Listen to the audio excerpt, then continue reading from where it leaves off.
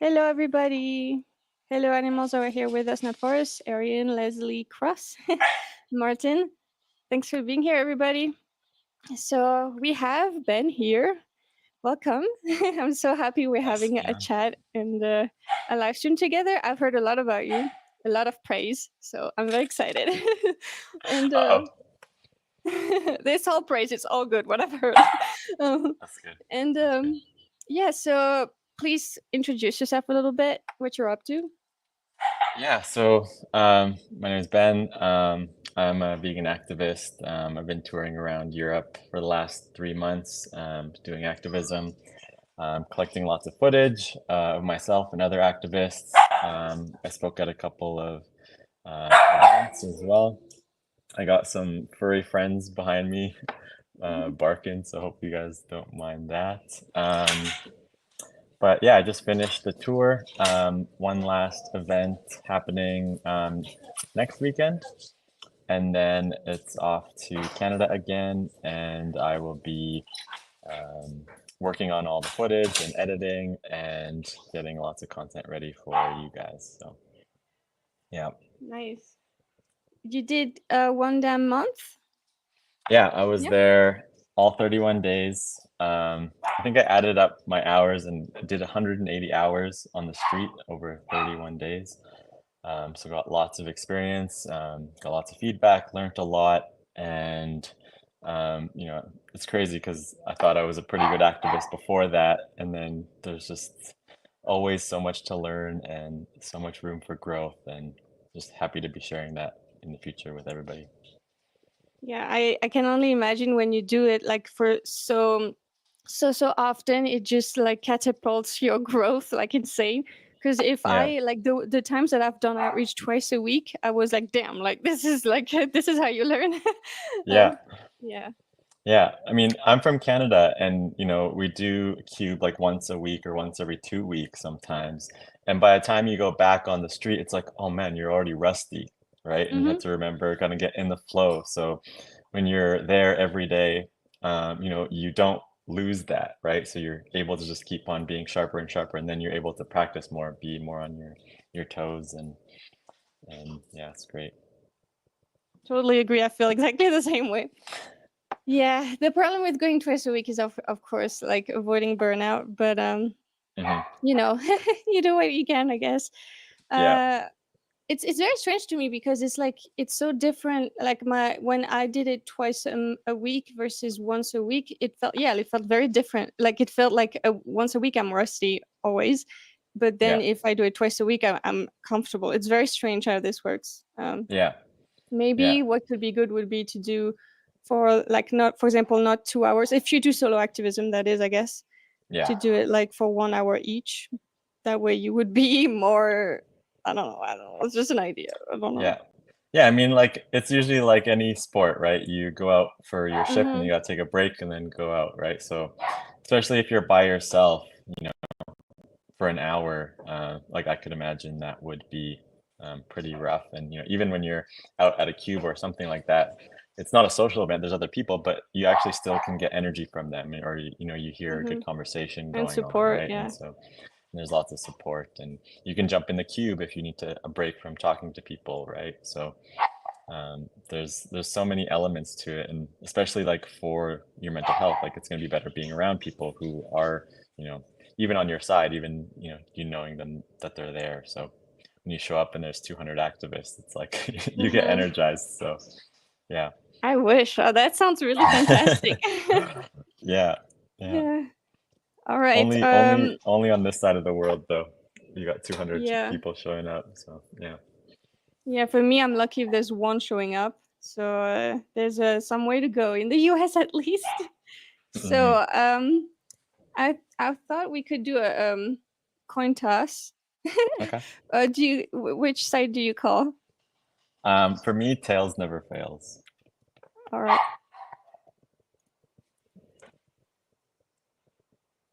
Okay. It never fails indeed. Awesome. Okay, let's go. So, do you have your video in some tab that we could present? um Not on here. Oh, but I can search it myself. Yeah, That would be easier. that would be. All right. So, well, I think it's the only one on your channel, right? Yeah. That you Yeah. posted. Awesome. Yeah. Easy. There you go. By the way, guys, obviously, like at the end of the live stream or before you go, if you go before we end, please go subscribe to his channel. And also, he's very active on Instagram as well. And what other platforms are you on? I am on TikTok, and I just made a Twitter, so I will be more Nice. active on those platforms as well, but just getting everything set up and ready for the winter to be posting all that. Awesome. Cool. Well, I guess we're ready to go. This is on his channel. And by the way, the channel is linked. Okay. So ready? Oh yeah. Also, you just let me know because I might not be able to see you all the Okay. time because sometimes I'm just looking directly at it. So Yeah. just tell me to stop whenever Okay. you Yeah. need to say something. How do you want to do this? Do you want to like just maybe first question and answer and then make commentary, or just kind of watch it through, or?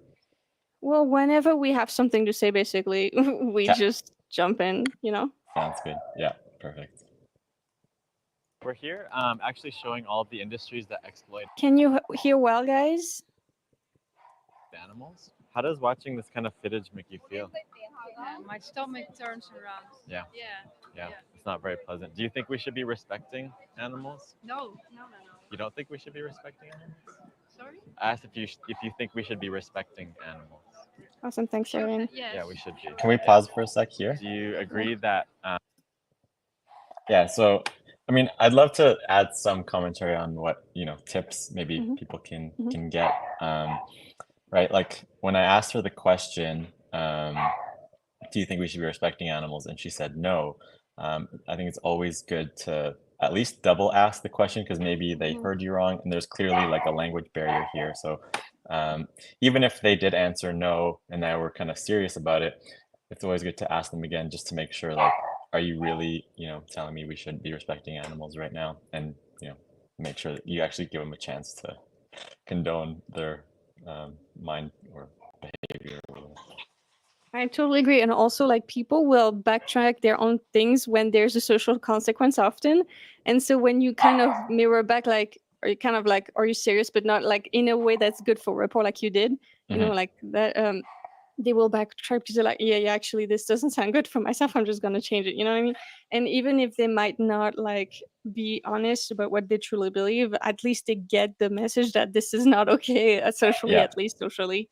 Yeah, getting them to verbally admit it is important. Whether they, hold themselves accountable to that is up to them. So yeah, very good. Yeah. Exploitation of animals is wrong. Yeah. Yeah. Do you think that it's truly possible to be respecting animals if you're the one that's paying for them to be exploited? Well, I don't eat meat. Okay. Yeah. Less meat. Yeah. Truly, how do you say?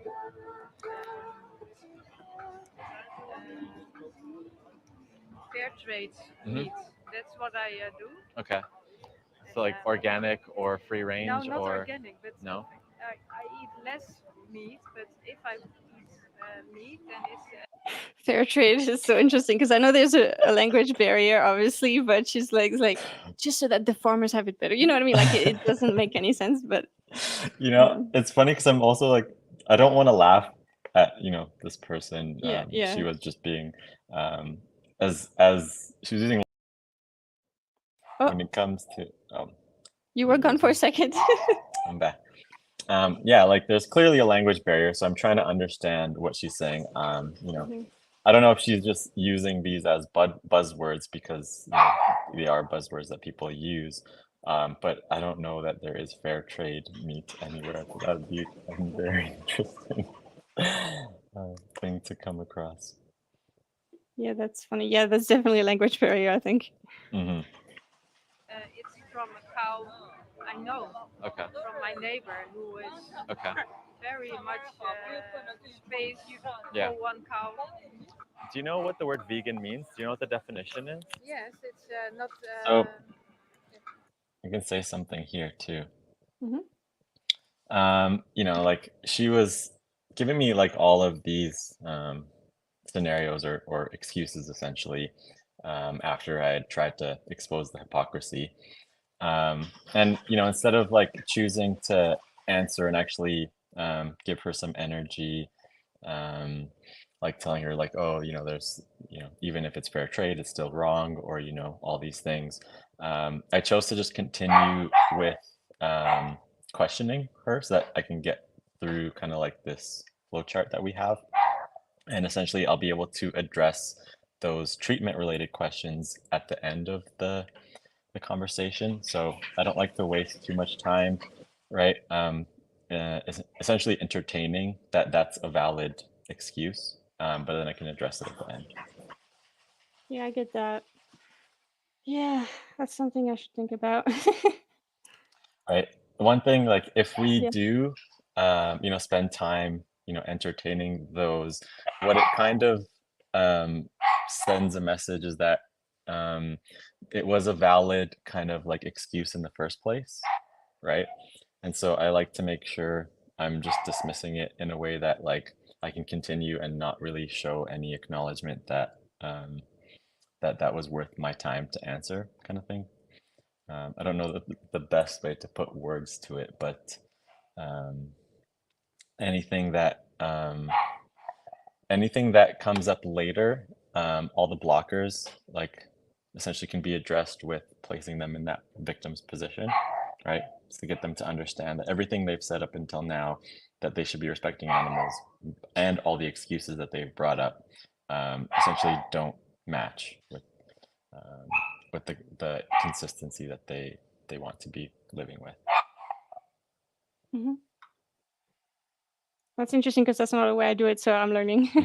Yeah, yeah. It's really good for mental health, you know, because you're not wasting too much time. You're not spending like too much time in a debate where, you know, for me, like this is black and white. It's about justice. So if they don't really understand, because she clearly didn't understand what veganism was, so by describing and defining it for her, which is what I do right now, I can at least paint like more of a picture of what the foundation of the conversation I'm having is. So then I can go more into letting her understand why it's wrong on her own without me having to necessarily point it out, right? Hmm. Let's see. I want to see how it's done because I'm not used to that Yeah. doing that like that. Yeah. To eat and to have stuff. Yeah, I want to translate. Yeah, I'm not that's so okay, very yeah. good in English. Then you have a product what not make the nature what do you call it? Destroy. That's right. Yeah. So vegan is not about nature. It's about humans and animals. Yeah. And so it's actually a principle, not a practice. It's just a principle, like an idea Yeah. that we as humans should live without using animals for any reason. Yeah. What do you think of that principle? Yeah, okay. Yeah, I find it okay. Um, I still think we need some little. Yeah. Actually, I just thought that look at okay, so I feel like there's also with cubes and like the with a free whatever equivalent of cubes, whatever that social thing. I do think there is a huge peer pressure aspect that's very good because there's so many vegan activists there. I think it's so much more powerful than it's just if it's just one person.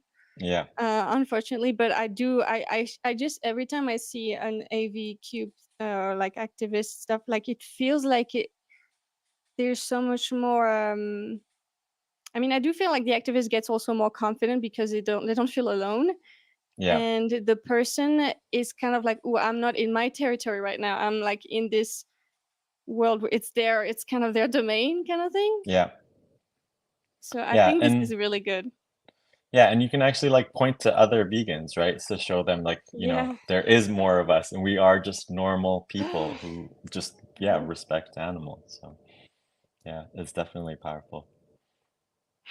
It's so annoying though because like I can't get one fucking volunteer to come, so it's like okay, yeah, I'm even more screwed now. But Whatever. It We was gotta like fix that that. for Europe before, I guess. So Yeah, yeah, we gotta fix that. I mean, that's easier said than done.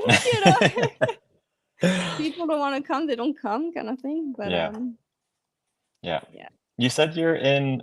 Are you in? Where in the States are you? Virginia? I'm in the Montana, which is kind of northwest. Oh, It's really? like a rancher Yeah. country. It's a nightmare. I mean, I'm from Alberta, so I'm actually not that far from you. Mm. Maybe I'll come down and do a cube one time. Yeah, that'd be nice. A Yeah. little Well, break from like the solo thing, because even like the mhm. width of events, or like there's been a few volunteers coming, but like it's very sparse. Yeah. Yeah. It will change one day. Of course. Of course. Oh, sorry. The problem is that like I have a problem, like I don't understand how to change the mic settings on my thing, so I have to change the sound. That's why you see me doing this. Yeah. Yeah. Okay. No problem. Yeah. It can more or less than Yeah. what we're doing now. Yeah. It's not So- completely. Yeah. Are you open to being wrong about that or to learning more information? Yeah. Now Yeah.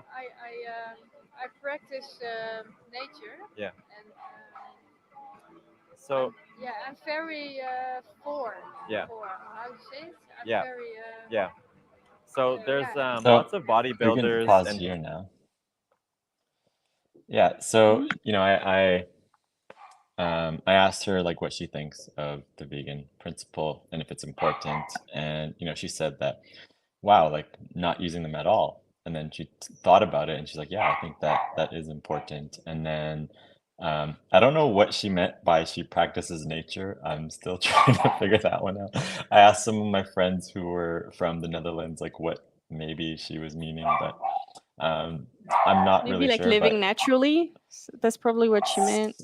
yeah, something like that. And then when she gave me all those excuses, now it's time for me to ask her, like, are you open to being wrong about that, right? If I ask her that question, one, it might also feel like I'm attacking her less. So I'm asking her if she's willing to be challenged, right? And then she says yes, she is willing, and then I'm, you know, also not wasting my time by just giving her information that she's not even going to be receptive to, right? So that's a good another good tactic for just, you know, protecting your mental health. If this person's not even open, it might not be worth having that conversation with them. Mm-hmm. Yeah, I can see if I did it, I feel like I would get like, are you open to being wrong? And at this point, I'm like, I would be like, well, sure, but like I've thought about it so much and I've researched so much about this that like I just know that this is the right thing. You know, like it's like, you know. So Yeah. I understand though, but I would be Yeah. worried about that.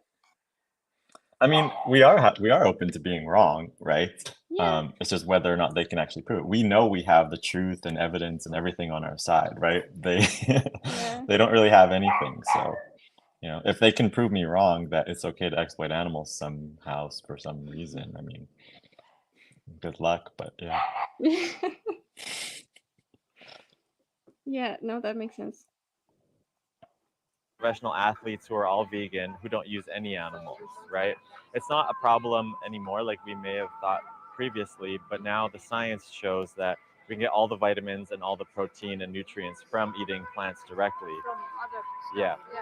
So Beans and stuff. yeah, so that means that, you know, using animals is completely unnecessary, right? So the only reason we would be using an animal is for our pleasure or convenience, right? Do you think that that's a good reason to use an animal if it's for pleasure and convenience? No, not it's the animal not feel happy about it. Yeah. Yeah.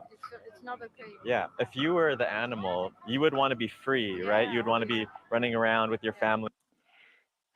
You know what I get all the time though, when I try not to even say they would want, like it's not that I try, just that I don't even go there, because when like they want to be free, because people here like are insanely delusional when it comes to their actual experience. They Mhm. really don't believe that they can tell if they're free or not, Yeah. you know, and that they actually want freedom and that they don't want to be fucking like caged and be separated from their family. So I don't even like, because I do feel like freedom can feel like kind of a too much of a conceptual thing to people, Yeah. because like yeah, and they would be like thinking and then they go back to like the sanctuary things. They're like, well, in sanctuaries they're not free. It's like, well, it's true, but it's a problem that we Yeah. have created through non-veganism, whatever. But it's so I tend to be like it's just I don't know if you ever encounter that, like the people saying like, well, they don't know what's going on and stuff, and even that's irrelevant, because they like a child might not know exactly what's going on, but they are still taken advantage of, and that's not okay. But Yeah. like, do you encounter that kind of thing? Like they don't know what's Yeah. going on? Yeah, and I mean it's something I mean I don't like to say often, like, they want to be free, because also people misunderstand that as like literally just running around on the streets and whatever, right? And that's not really what we're saying, right?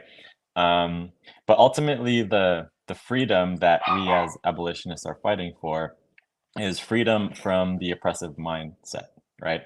So when I am on the street, sometimes like I just say things and I'm learning, right? In this scenario, like I probably wouldn't use that very often, but because there was a language barrier in the way that the conversation went, one question that we are kind of testing now and I like to use is asking them, like the way that you can place them into the victim's position is and also highlight the urgency is ask them, like, if you were the animal, what would be your one wish to all the humans, right? Because then they really have to go into that place and think about it, right? And whatever answer they might come up with, at least now they're there in potentially that cage or in that slaughterhouse, right? But the only answer there that the animals would be wishing for is freedom, right? Whatever freedom might look like to that person, or or to whoever else, might be different, right? But I quickly follow that up with the question, and when do you think they would want that freedom, right? Because then they would answer now, right? And if they can get to that point on their own, right, then they really understand the right thing to do and when they should actually take that step. What I get sometimes is like, I've gotten that a bunch too. I would want to be treated well. Yeah. And I would want to be killed quickly. Of course, they're not being honest, but like, it's like, really? Would you rather that, or would you rather not be bred into existence to be exploited or enslaved? Yeah. For some people, like, it may just be like genuinely like that's what they think the right answer is, right? And so, I mean, one, it's important to ask them, is like, really, you'd only want to be treated better? So just because I were to treat you really well, let's say, and I can do whatever I would want to you, kill you or use you for my benefit, right? Then it just highlights it even more. So you're kind of getting to the point with telling a story, because stories always work really well. And I think the better we can tell the story, the more effective that we will be. People respond more to those kind of things rather than like statistics or weird facts and all that kind of stuff.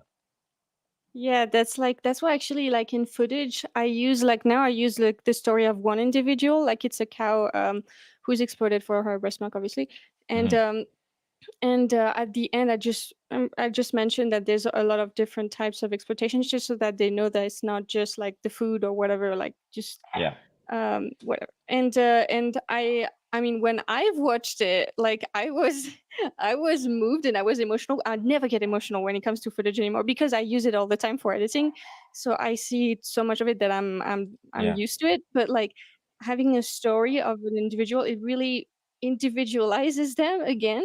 It de-objectifies them, and I think that's really powerful. So I totally agree. I think we should be using footage that, like, it's super important when you are able to, because like you have to have the sound, really, I think. And like, it has to be like when you're doing, for example, with a free or solo outreach, with the free has like 3-minute movie challenges where it's like one person sits down, watches with sound, so it can work. But of course, if it's like a cube, it's not necessarily making sense. But yeah, if you do solo outreach or something. It's Totally agree. definitely, I mean, it's definitely really powerful. It's, you know, it is, I wouldn't say it's always needed per se, but you know, if somebody can watch 3 minutes of a video and get that sound, like they can't really, you know, run away from that reality at that point, right? So and also when it comes to stories, there's also this like I'm doing some form of deep canvassing these days in my activism, and deep canvassing is like really all about rapport. It's like been proven, you know, in the political circles to be like the best format for persuasion when it comes to like actually out of like all the formats, because one-on-one conversations face to face have been proven in psychology so far to be the most effective. And really it's all based through like our own talking about our own experiences and like the report that comes from that. And so part of it is like I talk about how I went vegan and why I'm vegan, and like what I felt when I encountered like earthlings. I don't say earthlings because I don't know it, but I say like footage and how that felt for me, because that's and also like describing my realization, which was like that I finally saw them as the individuals that they are, and I saw the parallels between what happened to certain human groups in the past and their situation, and how humans can repeat the same mistakes blindly. And you know, and I think, and also they can't really contest that because that's my experience, but it's still making that point. So I think I think like especially if you can feel like the person is somewhere where you used to be or in a similar boat, I think it is really valuable. You know, I wouldn't say it's, you know, something that you need to say in every conversation, because most people may be different. I mean, everyone kind of is connecting to the animals in a different way. Some people might be through the injustice, some people might be through the footage, or you know, they're a pet that they might have, right? But being able to understand if that adds value or not to the conversation is really important. And it might be a little bit different too, because if you're out there and you know I don't know like how many conversations you have and the frequency of them, but when we're on the street, you know, we have a conversation, there's usually somebody like beside you who's nobody's talking to, and you're kind of like also have to finish your conversation quickly to make sure that that person can be outreached as well. Whereas like when I'm in Calgary, there's not really anybody stopping, and so if I am in a conversation with somebody, I might want to spend a little bit extra time because I have nothing else to do, where I can tell them the story and really kind of like push more, you know? So it is like more of an intuitive thing for me when I do get to tell my story, or when I choose to just like let them kind of get there themselves. Yeah, I think you can have an effective conversation without it. It's just that, you know, like I read this book, like it's like, oh, it's up there, whatever. It's called like How Minds Change, and it's about the psychology of persuasion. And something that shocked me, because I did not expect that, was that they say that like they were looking at deep canvassing and why it's working so well, because they've been using that for gay marriage and gay rights, and it has been incredibly successful. And compared to other methods, that is. And so they were looking at what works, the elements that are necessary in it, and like there was one of the elements was sharing your personal story, actually, which is insane, because when I'm talking to people in the street and I tell them my story, at some point they're always looking somewhere else, but then I'm like, well, maybe it's because they're uncomfortable, maybe that's not necessarily a bad thing. But like you know, if science says that, I'm like, okay, well, I'll do that then. But yeah, I get it. I get it. It can never hurt. Never hurt. And friends. And I think it humanizes us too, because I feel like people have dehumanized vegans. I mean, dehumanized. You know what I mean? Because we depersonalized humans, because vegans, because we are so like, oh, the kind of the bad guys, whatever, and they don't understand us, so Yeah. Yeah. I mean, they I can saw help. a statistic that was like vegans are one of the most hated groups of people Yeah. behind like Nazis and No whatever other shit. group. Yeah. You can feel it sometimes in the streets, which is it's so disgusting. It's so disgusting, but yeah. Yeah. Yeah. You're putting us almost on the same level as Nazis when we are literally the opposite, doing the opposite and believing in the opposite. Straight up, they're more not like Nazis putting these, Yeah. pigs in I mean, gas chambers literally, and Nazis cows. were like literally, they used the slaughterhouses as a model for what they did to the Jewish. Like this is like the same mentality, but Yeah. Yeah. right, and having a good time, where you wouldn't want to be in this position, right? It's in Holland a problem also. Yeah, We have all a over the lot world. Of, farmers Yeah. who, yeah, the government will pay them now to stop. Yeah. And It's it's good. a good Yeah. sign. It's like slavery, right? The animals are slaves. They're being born just to be turned into food, and they're killed and tortured and I think we need to use that word so much because it's so good. It's so powerful because you can't really argue against it. And when you try, you sound like an idiot because it is not like it's what it is. The only argument that I have, like the only arguments that are more accurate against the word slaves when it comes to the animal situation is because in the dictionary, it's a human supremacist dictionary, so obviously they're not including other animals. It's like humans when they're saying persons, but not, and it's like obviously we're trying to elevate the other animals to the status of personhood, like because they should be like. You think black people were considered persons in the law or like in the fucking dictionaries back then? No. Yeah. Well, and that's, I mean, dictionary like is like at least the English language is a prescriptive language, right? So Mhm. the dictionary is just trying to articulate the way that we use words, right? It's not that that's what the word actually means or is representing. And so it's a very like good reflection of like the human mind, right? And Mhm. how They're trying to catch supremacist up it every is. year to what's going on. They're not like setting the law and then you have to, like it's not how it works. Yeah. It's because we are evolving that it is evolving. Otherwise, the Yeah. dictionary wouldn't have to change because if it's Yeah. saying the law is that, like. Exactly. slaughtered, right? So, what do you think now now that you know that protein and nutrients are not a problem, it would be stopping you from going vegan today? Well, I use naturally the makeup. I use the products on my body, Yeah. also nature. Yeah. So yeah, I do. I think I do a lot for the animals. Yeah. But sometimes you can't. I'm married with my husband loves to eat meat. Yeah. My children also. Yeah. And we are bewust. How do you say it?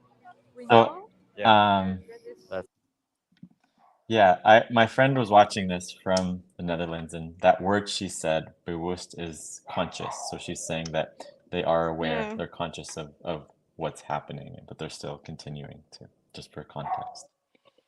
Mm-hmm. Makes sense. wrong. That's wrong. Yeah. So Yeah. I'm the only one at home, so Yeah. I am Push. trying to put Yeah. their mindsets. Yeah. So Well- I am on a good way, but Yeah. I'm not. But you It's have to, difficult. yeah. I mean, what you're saying right Price, now, so it's very much price. more. Yeah, it's not. Yeah. So cheap. I mean, Yes. like we have like fruits and nuts and beans and rice and seeds, legumes. Like these are all the cheapest, right? You don't have to be eating vegan cheese or vegan meat, It's right? Not, It's not. No, Yeah. it's not nice.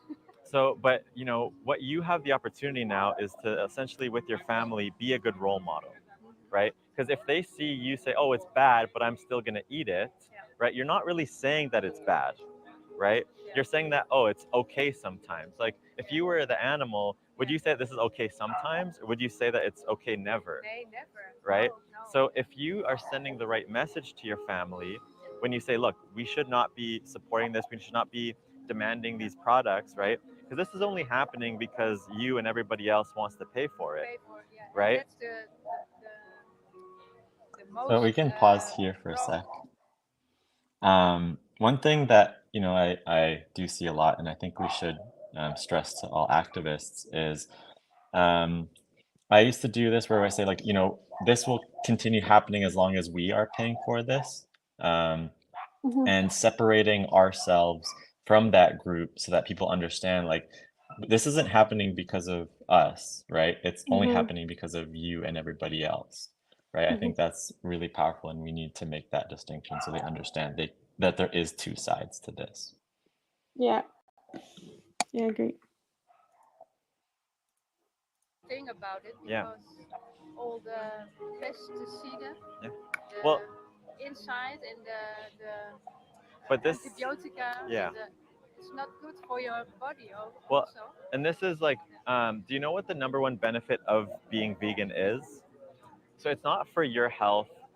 That's a bonus, it's also right? for the animals. It's the bonus is for your health, but the main benefit is that for the animals, they're no longer going to be exploited because of you, because you said that we should be respecting animals, right? And so then when you make that switch, right, you'll no longer be a hypocrite because you say that you're against animal exploitation and that we shouldn't be using them, and you won't be lying to yourself anymore, right? Now, not to myself, but my But family. to also. family, yeah, exactly. They got their own. What you say? Yeah, yeah. So do you think that? I'm truly doing my best. Yeah. For the animals, yeah. You have the choice with every choice you make.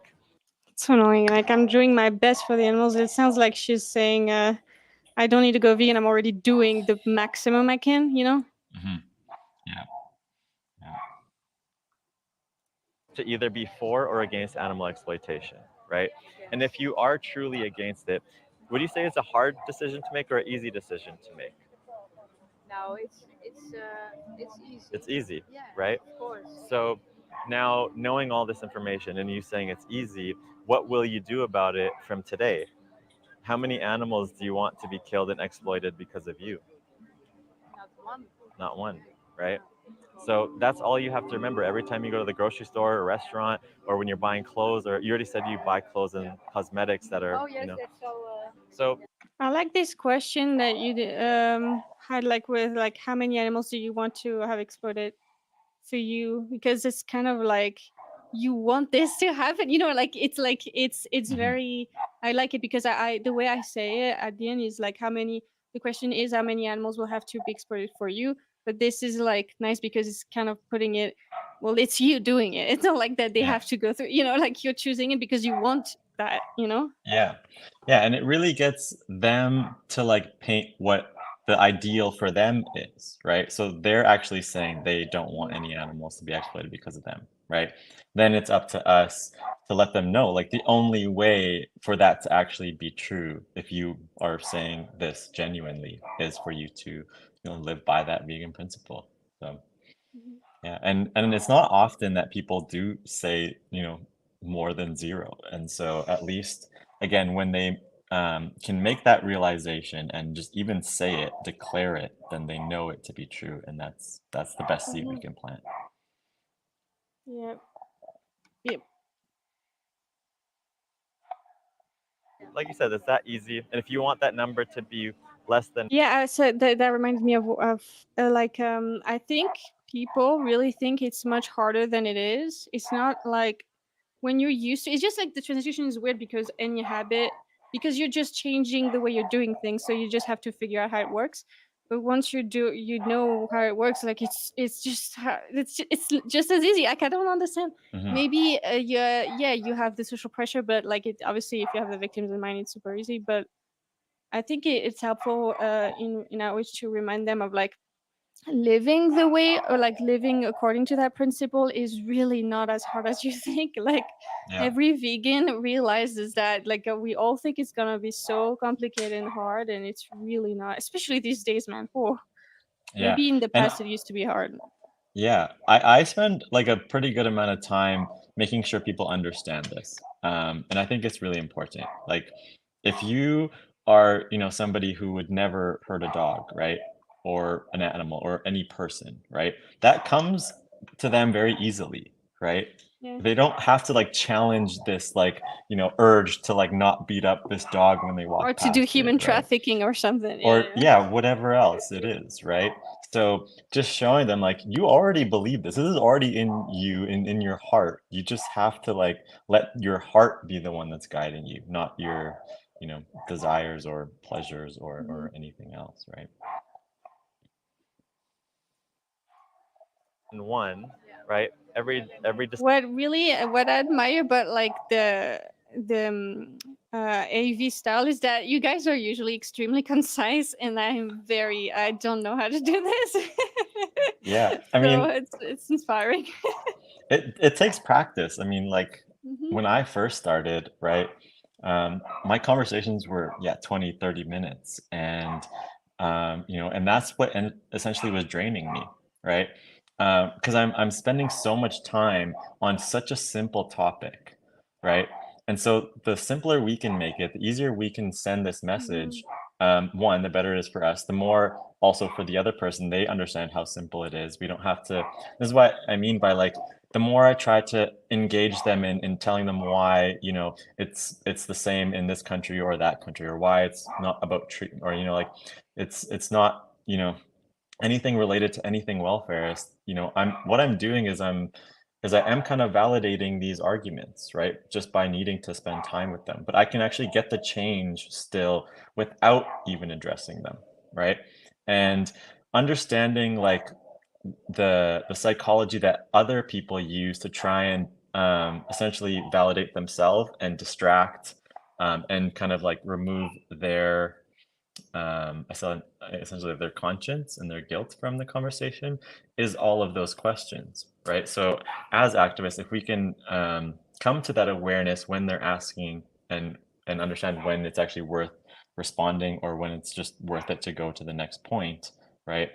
That's one of the harder skills to learn in activism. It's not usually about what you're saying, but how you actually navigate and control the conversation to get through it quicker.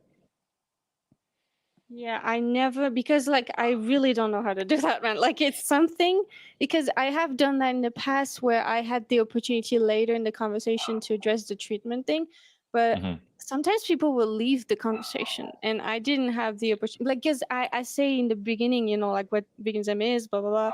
They have seen the footage. They, they get what they get what I'm saying. I said what I need to say from the beginning, but that doesn't. They don't understand anything that I'm saying ever. Like it feels like I can explain 3 times because the way I address the treatment question is a completely different way to yours. Is like I will, because that would really work on me. The way I do it is like comparing with the chattel slavery, how the welfareists and the abolitionists, all that stuff, because to me that is so incredibly striking and powerful. But I don't know. I don't know.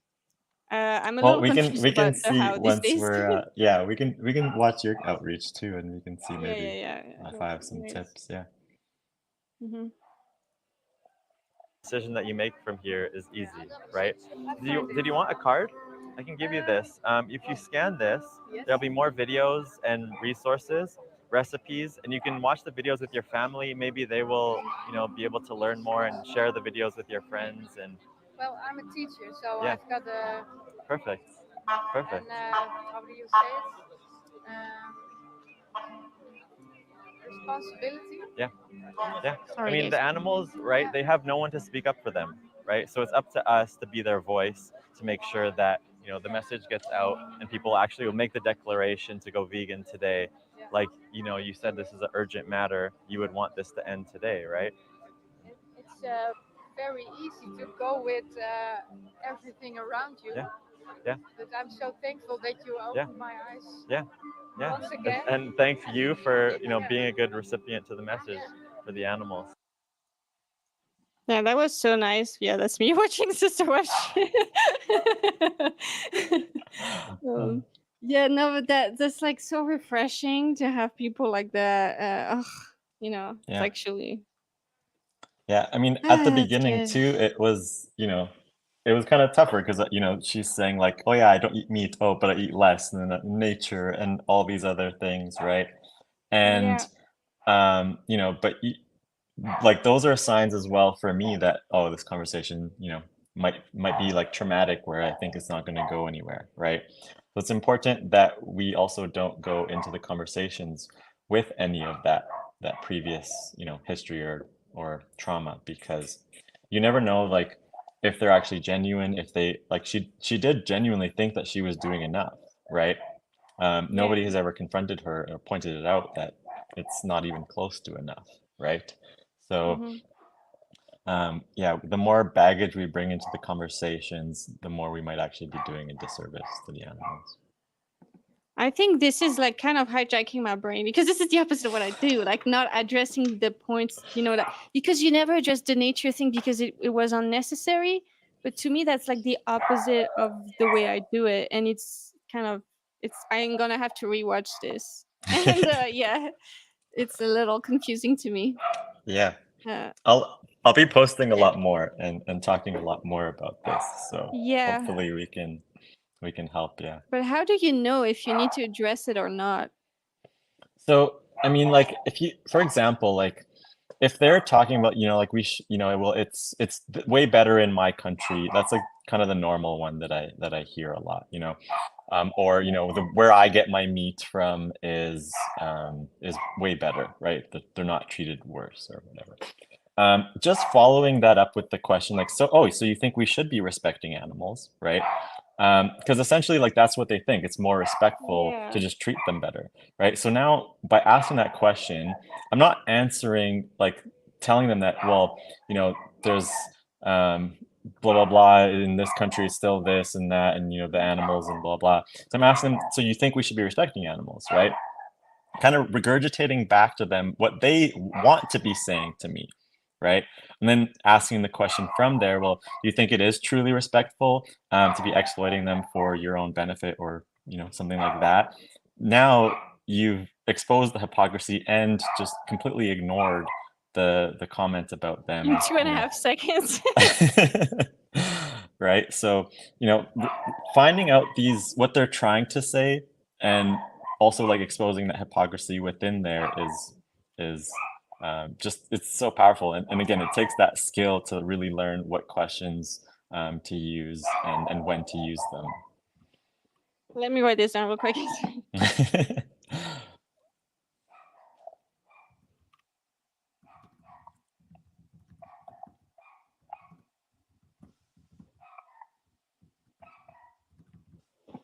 The only thing I would have like the only thing I would do differently is basically I try to say other animals when I say animals, so that they kind of reframe that, you know. Yeah. I'm still getting to it. Like, I even still say the word it sometimes, and I think it is important. It's your native language too, right? So it's harder, I think. Yeah, English is actually my third language. So okay. And, you know, and it is so normalized, and, you know, you just don't, like, now every time I do say it, like, I do catch it, and I correct myself.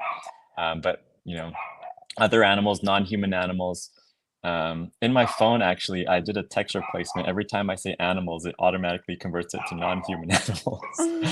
So, you know, just things like that, that'll help, you know, us also make sure we're using the right language. Yeah, I like non-human animals. I think that it screams like vegans are different. You know what I mean? In terms of like vegans or weirdos different. In terms of, because you know, like in the psychology of persuasion, it's very important that you minimize the risk that they see you as other, you know, an other social group. I mean, they will, because obviously we are a different social group, but minimizing that. And I think when you say other animals, it's still that, but I think it minimizes it a little bit. And of course, sometimes you need to say non-human animal because it doesn't work sometimes to say other animals in the way the sentence is structured. It's just that. But I don't think it's that big a deal, just because of that little thing. I prefer not to say. Yeah, the importance of it is to also, like, because what we are doing is we're also recognizing that humans are animals, which a lot of people don't recognize. And so it is also a way to at least bring that to light if they don't believe humans are animals. And then, you know, most of the time when I do find somebody who doesn't believe humans are animals, it's just not a conversation that I want to have and It's worth great having. content though. Yeah. So That's it true. is great Yeah. content. It's like it's insane. It's insane. Well, that's often the case with Christians. They really don't believe that we are animals. And I Yeah. think like the conversations I have with Christian people usually go the worst.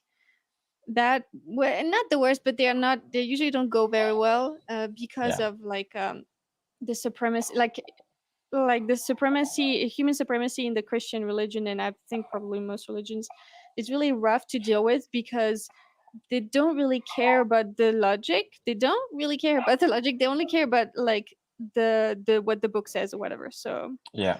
Well, I mean, it's, not really because they don't. It's not they this don't like care about, when you bring up like that. There's like they used the Bible for human slavery to justify human slavery. They'd say, "Well, no, that's yeah. wrong." Is it like Yeah. Well, I mean, I'm not necessarily Catholic or Christian, but I was raised Catholic, and my parents are both Catholic, and I was actually able to convince them to go vegan using the Bible. And so, like, I mean, I have three verses that I may use with somebody depending on, or I use them to gauge. And that's Genesis 1:26. It says that God literally created humans to rule over the animals. And then I think in Matthew 20:25, it says that a good ruler is supposed to be a servant and slave to his, people. And then gotcha? yeah, and so like if somebody's not even willing to like admit that that's what their book says, like, one, animals were not created for us, and that verse says that it's up to us to be their servants and slaves, so the opposite, right? Hey, we're doing Um, it. right. So, and then the last one is Ecclesiastes 3:19, where it says that we are the same as animals. They have the same breath as we do, and we have no advantage over them. And so, I mean, if you are going to use this book to try and justify, all these oppressive mentality behaviors, right? You're actually not reading the book at all. So, you know, I will try and start with like one of those at least to see if the person is open to like understanding the fact that they're what they've been taught is not actually one accurate. And actually sometimes it does become a really good conversation. And for the people who actually want to be good people and who are religious, like they usually take this message really well. But then there is the people who are just actually looking for an excuse to like give to me so that they can just keep doing what they're doing. Those people are kind of unreachable. Yeah, I feel like for me, because I was brought up atheist and I don't know much about the Bible, I feel like it comes better from you, obviously, because you know what's going on when it comes to Yeah. that. But I think it can be also dangerous though, because what if like they're Muslim or whatever, or like any religion, or like what if they're New Age? Because New Age people, it's actually worse because they really, it's all about what they feel. And I used to be New Age, okay, but not that kind of New Age. But like Yeah. it's insanity because of that. But like I feel like, okay, so the way I deal with the Christian excuse when they bring that as an excuse is like, well, first I tell them, well, I actually have a vegan Christian friends, so you don't have to, like it's possible. And also like something that's really horrific to remember is that they used to use the Bible to justify human slavery. What do you think about that? They did. Yeah. And like genocides and everything else. So just one example. Yeah. I mean, like, yeah, it's definitely something that if I'm going to go into that discussion, I have to gauge if it's worth it with that person.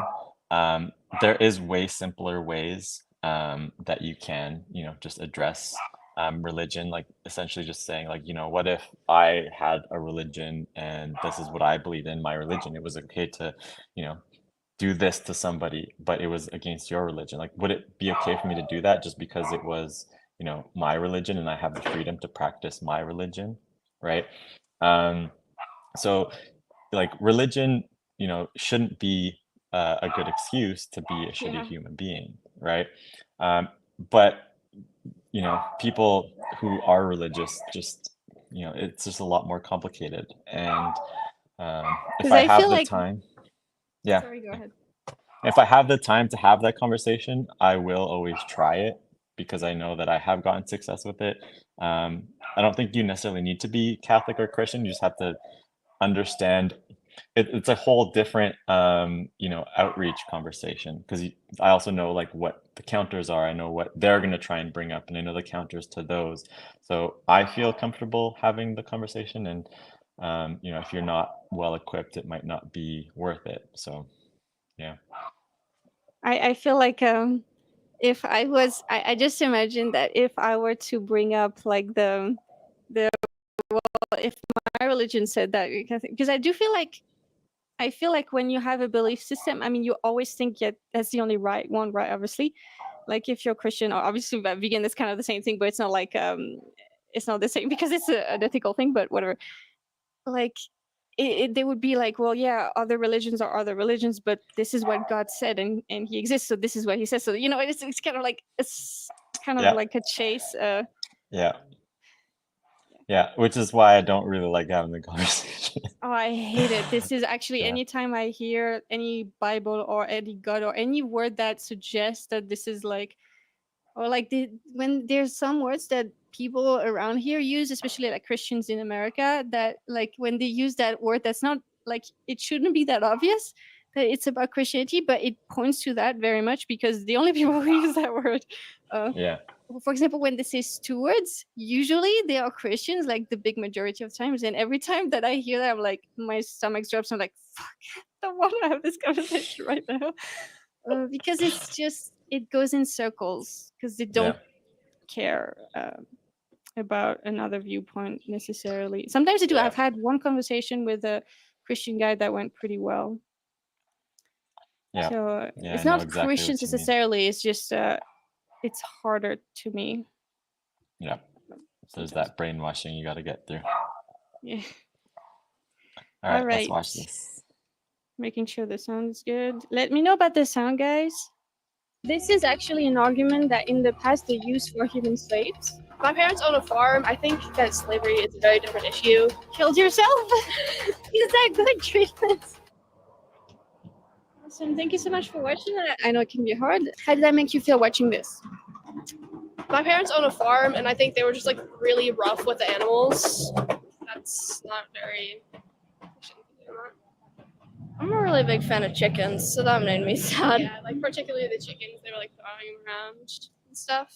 All animals end up in the same slaughterhouse, and a lot of the footage, actually, which is shocking to a lot of people, is from humane practices and sterile practices. But what we're trying to do here, like, we're vegan, so a lot of people, yeah, I'm not sure this is the right way to do it, because it's still giving way to that thing. So Yeah.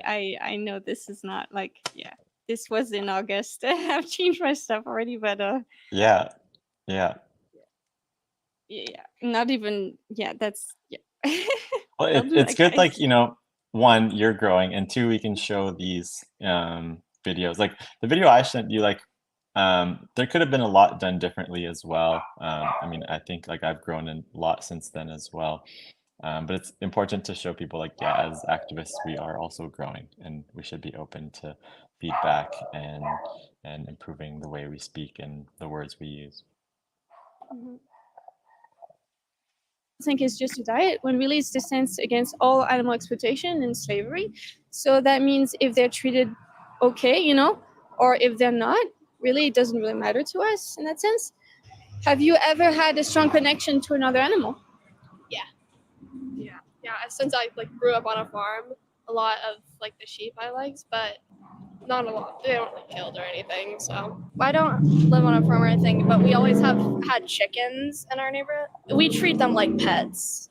I really like them all. I'm very attached to them. All right. Have you ever had a time in your life where you felt taken advantage of or overpowered? How So did that we make can you feel pause apart for a from sec. Oh, sorry, I didn't show it. I No, wasn't that's aware okay. of it. I can hear. So do you have like a set structure for your outreach, or is it just kind of on the go?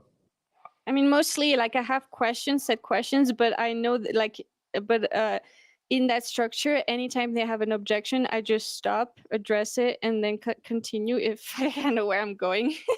Yeah. Yeah.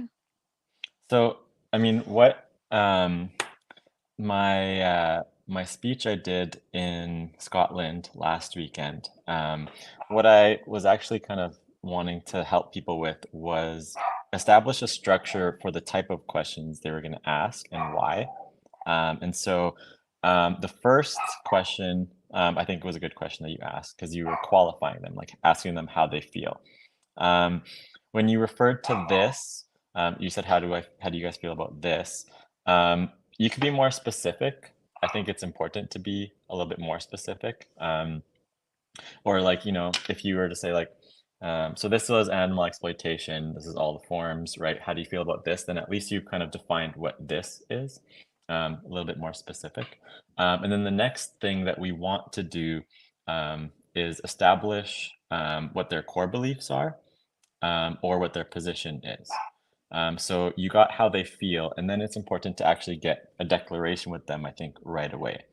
And whether the declaration is they agree we should be respecting animals or they're against animal exploitation, that always gives us an anchor now that we can go back to when we're having the conversation. So if you keep going and they actually haven't said that they are against this fully, or that they don't think we should be respecting animals, you're not going to have anywhere to keep bringing the conversation back to, right? Mm-hmm. From there, you know, you already, you didn't define veganism now, but from there, once they have a position and you've kind of like qualified them, that's when it's like either time to define veganism to establish a foundation, or to just after that, I think. Yeah. And then expose the hypocrisy. So we can watch a little bit more and see how you do that.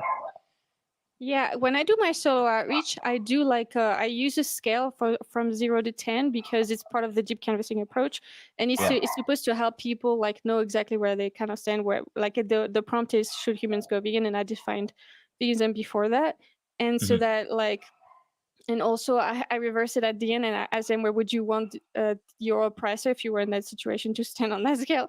And I do feel like that's very much liking there. It's kind of like. I totally agree. Let me just write it down real quick because I don't want to forget for sure. it. Yeah, write it down. Yeah.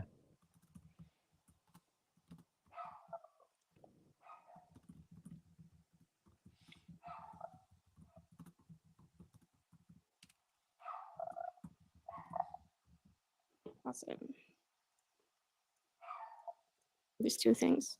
Just kind of like I'm at it, like don't have any control or any way to make it better sometimes. See where I'm going with this?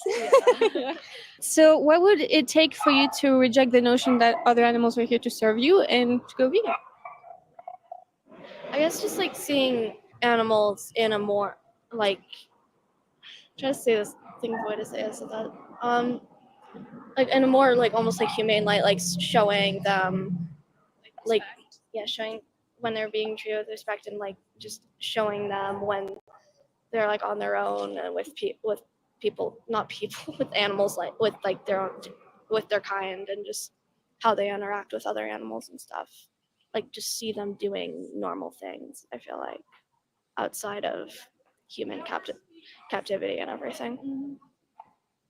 So would that prevent you? Because that sounds like a vegan context. That sounds like a sanctuary. Yeah, sorry, that makes sense. I feel like because like just seeing animals and like being treated nice, like when they're more free, it makes me feel kind of bad for like taking advantage of that. And, like I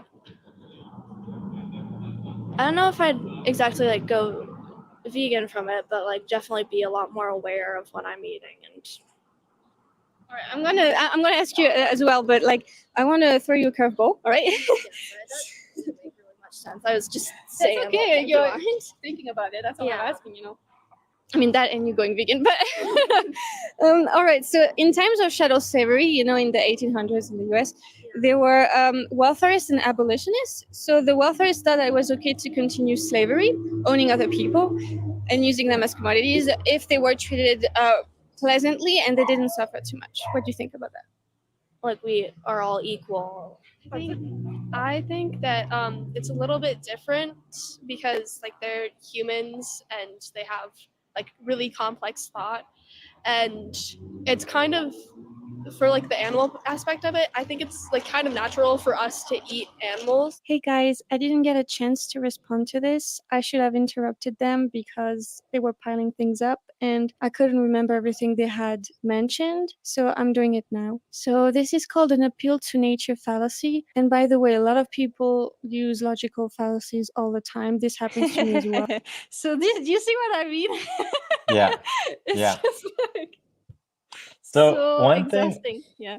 one thing like that I started doing is the questions, I guess, that we are asking. Sometimes they look good on paper because they can expose certain things or there's a purpose for them. But if you are asking a question and their answer is answering it in a way that's somehow welfarist or referring to something that could be about welfare, that's where we should probably re-examine that question. And so with the way that I've started asking my questions, like I don't actually go into many welfarist conversations because the questions aren't designed to make that person even consider that that is an option, right?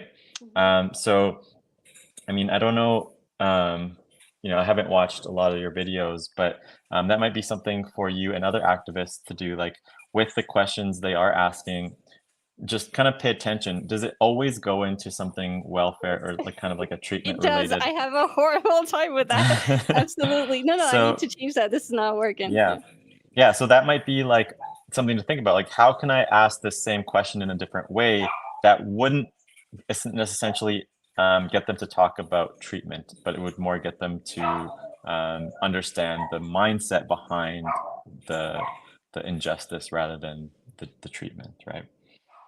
Yep. I totally agree. It's so funny because you're doing the opposite thing and I don't want to, like, I want to do that kind of thing now, but now like there's gonna be like minutes on end of me explaining the complicated thing that's not actually important to address. Yeah. I mean, like, again, it might be sometimes important for us to answer and talk about these things, but if we can control the conversation properly, we should be able to hopefully avoid it. So yeah, let's keep going. Well, this is common, but it's still not right. So the appeal to nature fallacy is the logic that if something is natural, it must be good and worthy of praise. I would say to that other animals also rape each other, they eat each other's babies, etc. Also, do they have a choice? And this type of outreach, like this type of like, I mean, I'm not saying it like that in outreach, but it's similar, and it's like it just throws me into debate, and debates are like the no zone really to go for persuasion. So it's not it. Yeah, exactly. People, you know, respond to people are always more engaged in discussion rather than debate. So the more we avoid debate, I think the better it will be. And don't we? On disease is natural too. Does that mean that we shouldn't treat them because they're natural and therefore good in some way? Are our computers natural? Does that mean we shouldn't use them because they're not? And what about the animals' need for freedom? And like, I don't think that they should be like treated like bad. And like my family tries to not like buy meat from like stores and stuff, and we try to just like get it ourselves. And so we know that it's like gotten and like killed yourself. Is that good treatment? Like the meat that we do eat. I don't think, but yeah, I think that slavery is a very different issue because they were humans, and people thought like, oh, they aren't humans because of their like race, and it's a different. But yeah, like I did like validate the treatment thing again. even if in my head it didn't sound like that, but it's just like it doesn't matter to call on their hypocrisy for something that's not what we're talking about. Yeah. It's just kind of exhausting to see how like every 2 months, like because I'm so behind on releasing my footage that all I have now is things that I don't even agree with anymore. But it's like I don't want to waste it and not post Yeah. it, so I have to editorialize the hell out of it, and it's just kind of exhausting. Yeah. Well, what But you can yeah. do is like, you can make, I mean, just an idea, but content of like how I've grown as an activist.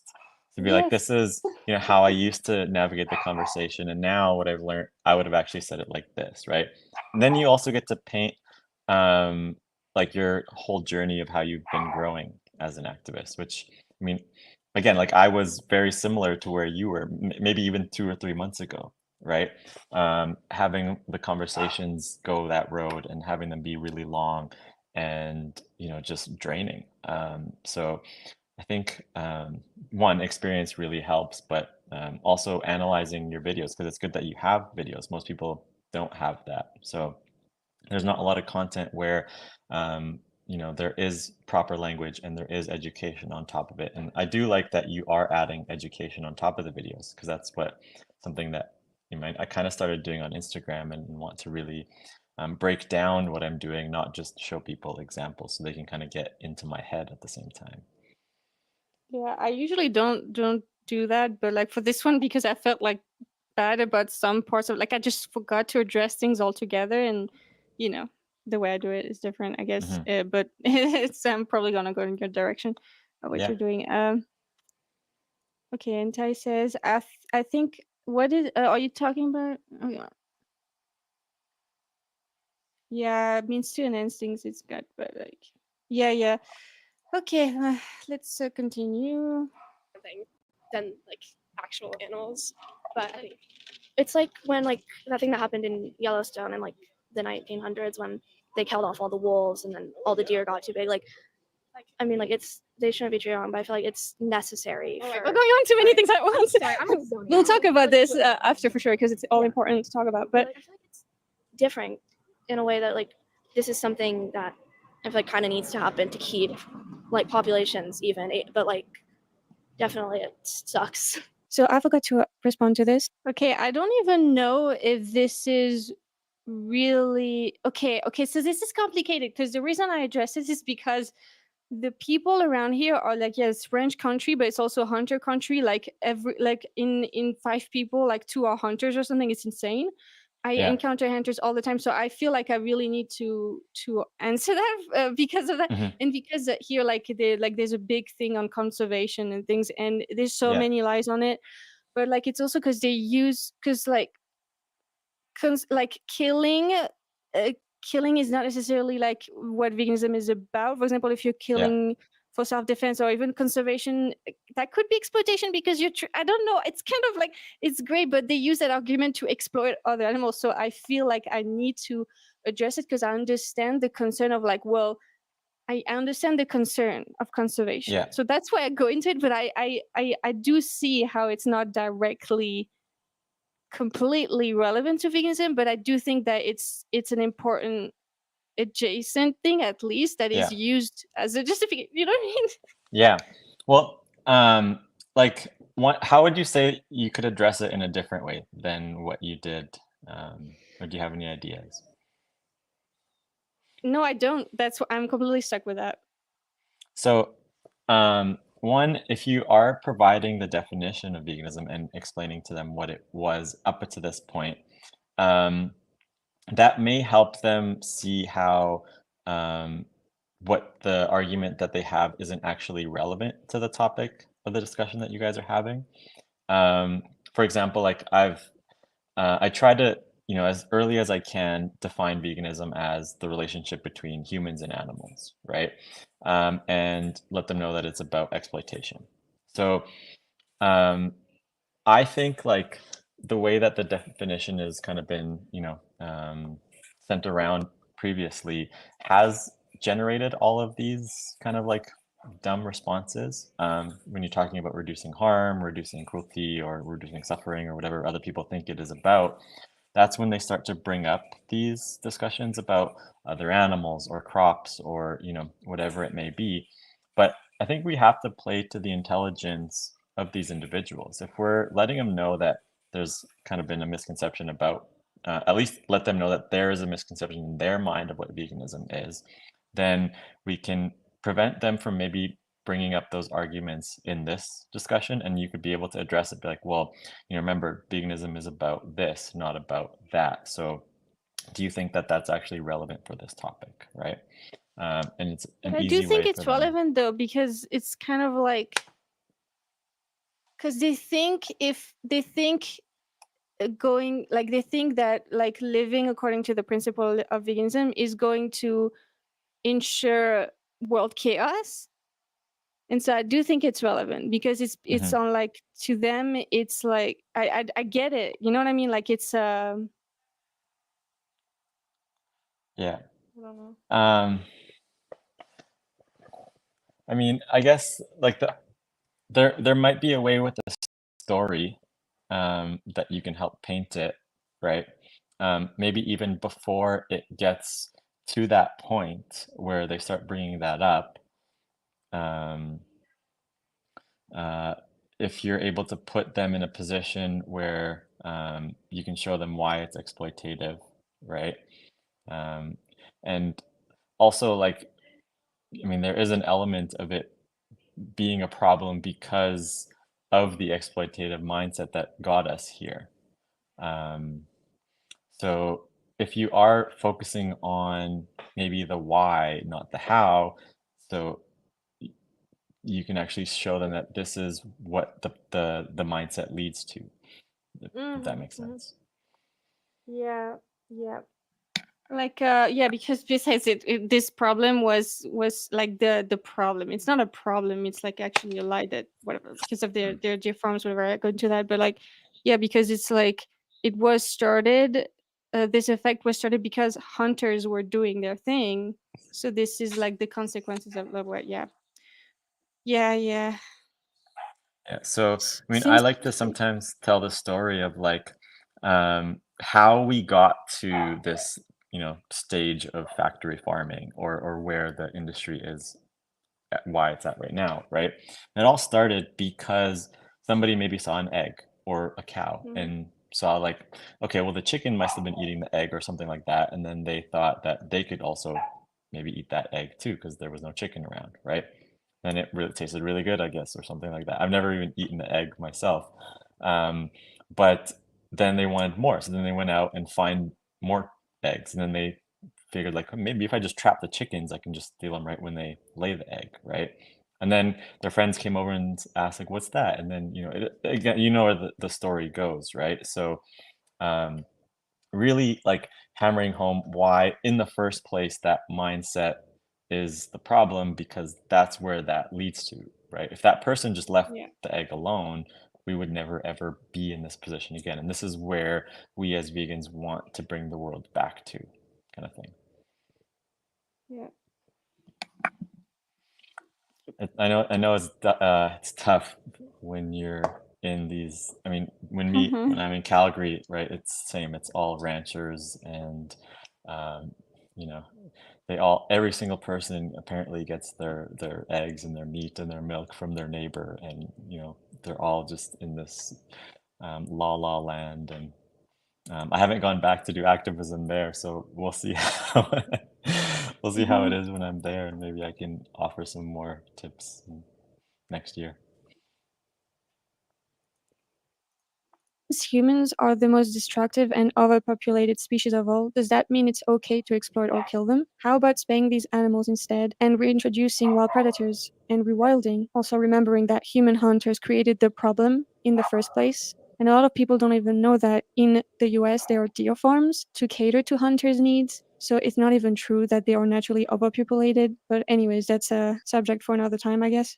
Humans keep expanding into the wilderness, into their habitats, like deer's habitats and other wild animals' habitats. And then we complain that they're overpopulating when really we are. This doesn't make it ethical for us to kill them off because they're inconvenient to us. It's a similar mentality as the colonizers that would kill off indigenous populations because they wanted their land. All right. So, okay, so if I were to use another person as a commodity because they are not rational, for example, what would you think about that? That's like, wait, I didn't like hear the question. If I was to use someone else as a commodity because they were not rational, like it's a person who has a mental handicap, for example, what would you think about that? That's like another human being, and I don't think you should be taking advantage of someone like that, because they do have like complex thoughts, and even if they can't like express them the way you would like think, they still have them. All right. So why do we care about animal welfare if they are not sentient, meaning they don't feel pain and they don't necessarily...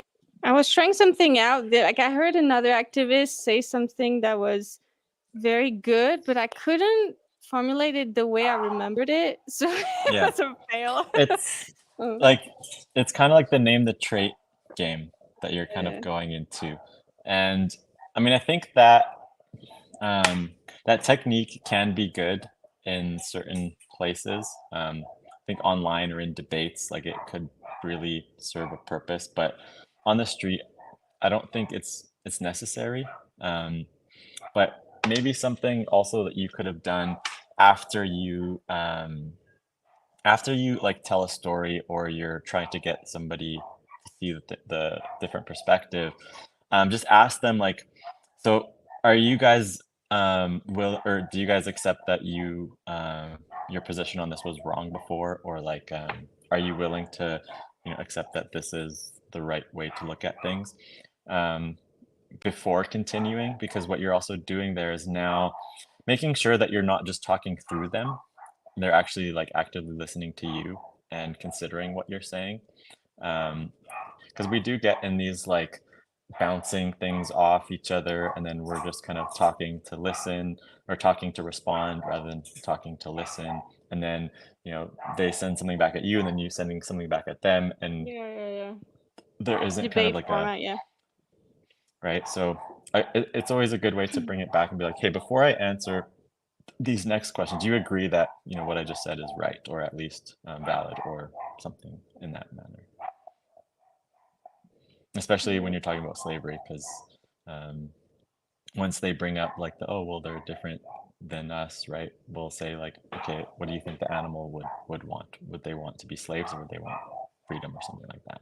Yeah, I think I am kind of going into like peripheral things, not really good, just going back to just the victim, which is, again, also a matter of being concise. Like, I don't know why I do that. Like, I think what I like about AV is that it keeps it to like, it's just very concise and to the point of like just the victim. It's very straightforward. So I really need to watch more AV video stuff to implement that. Totally.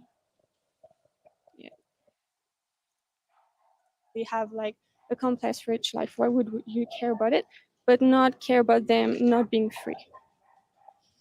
I think that them being free can sometimes be worse for them, and like if they have like good living conditions, like I think that's like honestly the best way they could live, because like they aren't gonna get much better places for like livestock, because like kind of just how like the world is like expanding, like they won't have that good of like food and stuff because they are in like water. Is that what you mean? What? In the wild? Is that what you mean? Like if they're like free like in the wild, they won't get like that type of care.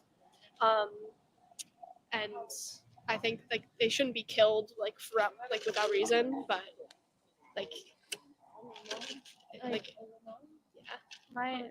my grandma owns a cattle ranch, and it's like they just like raise the cows, but I remember there have been many instances of like a cow being orphaned, or a cow like breaking its leg, and like, or like there was also a time when they escaped, and every time the animals like were put in really dangerous and like deadly situations, and were only really survived through like the care of us, and like us treating them and like the way they were taken care of. Okay, so this is actually an argument that in the past they used for human slaves. They said that, and so what I'm saying is that this is the same mentality. I just don't want them to be bred into existence for them to be dependent on us, and then using that against them by exploiting their bodies, when we could just go vegan, and just not use them for our benefit. So yeah, and like you said something, of course I totally understand, like humans and other animals, every species has their own like unique abilities and traits to them. Has there been times in the past where we have used the belonging to a certain group to discriminate against that group and harm them? Yeah. What we can pause for a sec. What I'm noticing, this is kind of something that I'm still like maybe like noodling on, but a lot of the questions that you're asking are about thinking, like what do you think or what do you think? And so you're subconsciously making this an intellectual conversation, Yeah. right? Because people can think their way to the moon and back, right? But Yeah, when you yeah, yeah. focus on like how do you feel, right? Like if you asked all these same questions, but asked like how did you feel? How would you feel? If you were in that time of slavery, how would you have felt knowing that this was happening, right? People can lie with their mind, but they can't lie with their feelings, right? That shift for me was huge, right? Because people do need to connect on some level, and the connection happens at the level of the heart, and that's kind of what I see. So focusing on language around feeling, I think could be just a huge change for you, even just that small way that you change that question. Yeah, and it's been proven besides like on like like the psychology of persuasion again, that it's really people like get persuaded through emotions and their experiences, not through logic most of the time, like at all, apart from like in circles where it's like, for example, the scientific community, because it's like there's an agreed upon contract on like this the the method of science, blah blah blah, and there's peer pressure when it comes to the way you carry science, whatever. Yeah. But most people, like normal people, yeah, I totally agree. I will definitely change that. Yeah. Yeah. And then just one tip, when you ask how do you feel about this, if they answer with their mind, like what do they think about it, go back to saying, no, I asked you how you feel about it, so that you make sure you get the feeling from them, not just like an intellectual answer. But what if they're like psychopaths? Because I have people sometimes they're like, well, I don't really care. Like, not that it's relevant. We're not saying it's relevant if you don't care and like, that you shouldn't go vegan or whatever. Like, it's not about what you feel. It's just that this is how to get to people the best. So.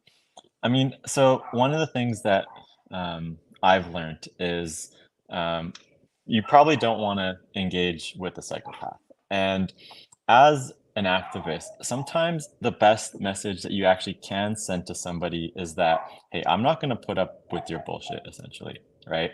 Like, for example, we have the 3 strikes you're out rule with AV, where if they give 3 answers that are just kind of like out there and they fail to acknowledge that they can and are wrong, we walk away. Right. Sometimes just straight up walk away. Sometimes you can leave them with like a last comment, like, this is conversation is going nowhere, so I'm going to leave. Right. There was an instance where I started approaching somebody and having the conversation, and right away he told me like he was actually here yesterday watching the footage, but the activist just like was rude and walked away from him and didn't answer any more of his questions. And so for me, I knew that this person was unreachable and probably a troll. But he actually came back the next day, and so I started asking him questions, and you could actually see how much it affected him, the fact that this person actually walked away and chose not to engage in this conversation, right? So that could be the most powerful message you send to somebody who is, on that psychopath level, right? That a vegan is not willing to put up with me, right? So I know because you're by yourself and there's probably nowhere for you to go, like it might not be that easy to just walk away, but make sure it might be like a way that you figure out how to shut that person down and end that conversation, to not engage with them and not also, drain you and your energy talking to those people. It's also because like not a lot of people stop. So I'm scared because like I don't really have like, sometimes I'll wait for like 30 minutes or something, like, or an hour, and and also it's also for the content, when like I often feel like there's no way I'm going to reach that person, and then I continue for the content because it would have a lot of views. But yeah, I agree. When you have a lot of people stopping, like if I had that, I wouldn't do this. Yeah. I mean, that is like something that we play on as well. Like when there are trolls or kids and they're just being obnoxious around the cube, other people observe that. And sometimes I've had conversations with people where, you know, they look at the kids or the trolls and the first thing that they think is, oh, you're the vegan, and they're clearly not vegan, right? I'm on that side. Like, I don't want to be on that side, right? And in Scotland, actually, last weekend, I was outreaching these girls, and they were really connecting, and they could hear these kids, like on the other side, like laughing and trolling, and they ran over to the kids and started like saying, like, "How could you be laughing when you're watching this? Like, this is so bad, right?" They instantly like became activists, like without even really realizing that, right? So, if you're making content in that light to show, like, you know, are you like this person? Like, because this is clearly, you know, destructive and oppressive. Like that could be a way to frame it. So yeah, people are like really identifying according to their social groups. So that's huge because now we're not the other. We are like part of their social group. So that's really good. Yeah. I've had that happen where there were trolls like that. Literally, this guy one time, like he was a conservative guy, and he didn't even know it was about veganism. He said like you're a liberal or something, and he shouted in my face and stuff like really close to me. And then there was this person who came afterwards to talk, and it was good because it helped the report because they were like, oh, we saw that guy, I'm sorry about that, and so that's good. Exactly. So if you're documenting that too, that could be very valuable. Yeah, exactly. If I hadn't, that would be much more annoying. But yeah, there's a discussion in the chat about like feelings versus mind. But the thing is, like, I feel like for so far it might change, I don't know, but like the research that's been done on persuasion for like, because we're not the only fucking movement trying to persuade people. We're not the only people trying to persuade others. Like, it's so many people trying to do that in the political world, and political canvassers are probably the closest to outreachers in like the format and stuff and what they're trying to do. They're trying to change the people, for example, homophobes into like people who support gay rights, whatever, things like that. And they have researched that, and they have come out with like basically the fact that people don't change their mind through logic. They just don't. Most people, most of the time, in most contexts, it's based on their emotions and also their group identity, and their experiences. Unfortunately, that's disgusting. That's this way, but that's how humans work, unfortunately. Yeah, and I can't see the chat, so I'm not sure, you know, what people are saying, but when you look at people like the Cosmic Skeptic, right? He intellectualized this whole, you know, topic, and still, after being vegan, went back to the other side, right? And so there is something there. I don't know exactly, you know, what it is, but yeah, when you're in the mind, right? Like, and we talk about like veganism as a mindset, and you know, I kind of agree there. Like, it is in the mind, but for me, like, I also like to say, like, I think from my heart. I don't really think from my brain, because my brain, you know, can justify things in weird ways, and you know, it's conditioned. But when I go to my heart and I feel like, okay, I know this is wrong, I can't try and like get myself out of this with excuses, which is what people do, is they feel it's wrong with their heart, but then they use their mind to kind of like justify. So I think that's like the distinction that I'm trying to make, is our actions are a reflection of our mindset, and our mindset is a reflection of what we feel, or we're trying to hide what we're feeling. So yeah, because I don't know if that like answers. no, that makes sense, because like when you most vegans like go vegan because of the horror they've witnessed and the empathy, like putting themselves in the position of the victim, which is a felt experience, not a thinking experience. And so you have that, and then you go Google how to be vegan and what the hell it means and stuff. So that makes sense to me. But yes, it is. Yeah, it's a sense or mindset, because it's a view of the world and stuff, I guess. Yeah. And like we also know, like you don't have to be, just being vegan doesn't make you a good person, right? So it shouldn't be about, love or about your heart or anything, right? But the reality or the state of humanity is, yeah, essentially we just don't know how to think, and our views are kind of like messed up. So trying to intellectualize the conversation is, it could be, it could work for people, but there are people who are, I don't know about you, but for me, when I went vegan, it was overnight. Like as soon as I made that connection, um, there was no going back. I didn't know what I was going to eat the next day. I'm a very picky eater, and I thought I was going to die, but I was like, I'm okay dying, right? There's so many of those people out there right now who just need that small kind of like realization and will go vegan on the spot and will be vegan forever, right? And so you can try and like spend as much time as you want in debates and intellectualizing this and maybe get that person to change. Whereas like you can find those people who are literally just ready for that message, give it to them in 5 to 10 minutes, and they're going to be vegan and active forever, right? So I know that there's a lot of those people out there, and as activists, like we should be seeking those people out and not really wasting our time and energy with everybody else. I completely agree, and I think it makes even more sense when you kind of look back at how social change works. Like it takes, I think it's like between 10 or 20% of the population has to change, like adopt a certain belief system or stance or whatever, for the rest to follow, because they don't really care either way. They're just following, and that's happened, like for example, like that's really no but that's really good to have like specific examples, because that can very much motivate us, which is when it comes to gay rights in like in 2012 or 2011, most of the US, because it was based in the US, I think, most of the US was against gay marriage. The next year they were for it. So basically there's a lot of things that happen, like a lot of factors that are part of social change, but like, I mean, I don't know. The point is like, because like enough people like just get the low hanging fruit, and then the rest will fall, basically, because they don't Yeah. care either way. Yeah.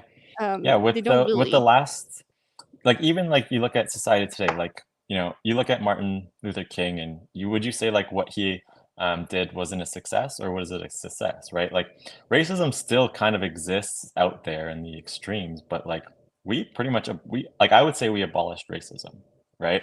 And so, well, I mean, in the general acceptance of Yeah, it, like yeah, it like is society rejected. thinks it's bad. Yeah. Yeah. So Yeah. that's first where we need to get to, where society actually understands that this is bad, right? There will still be like the leftovers, but like as time goes on, those people will essentially just, pass away, and that whole mindset will eventually pass. And when you think about like, how do we actually get to that point of vegan world, that's not so black and white, right?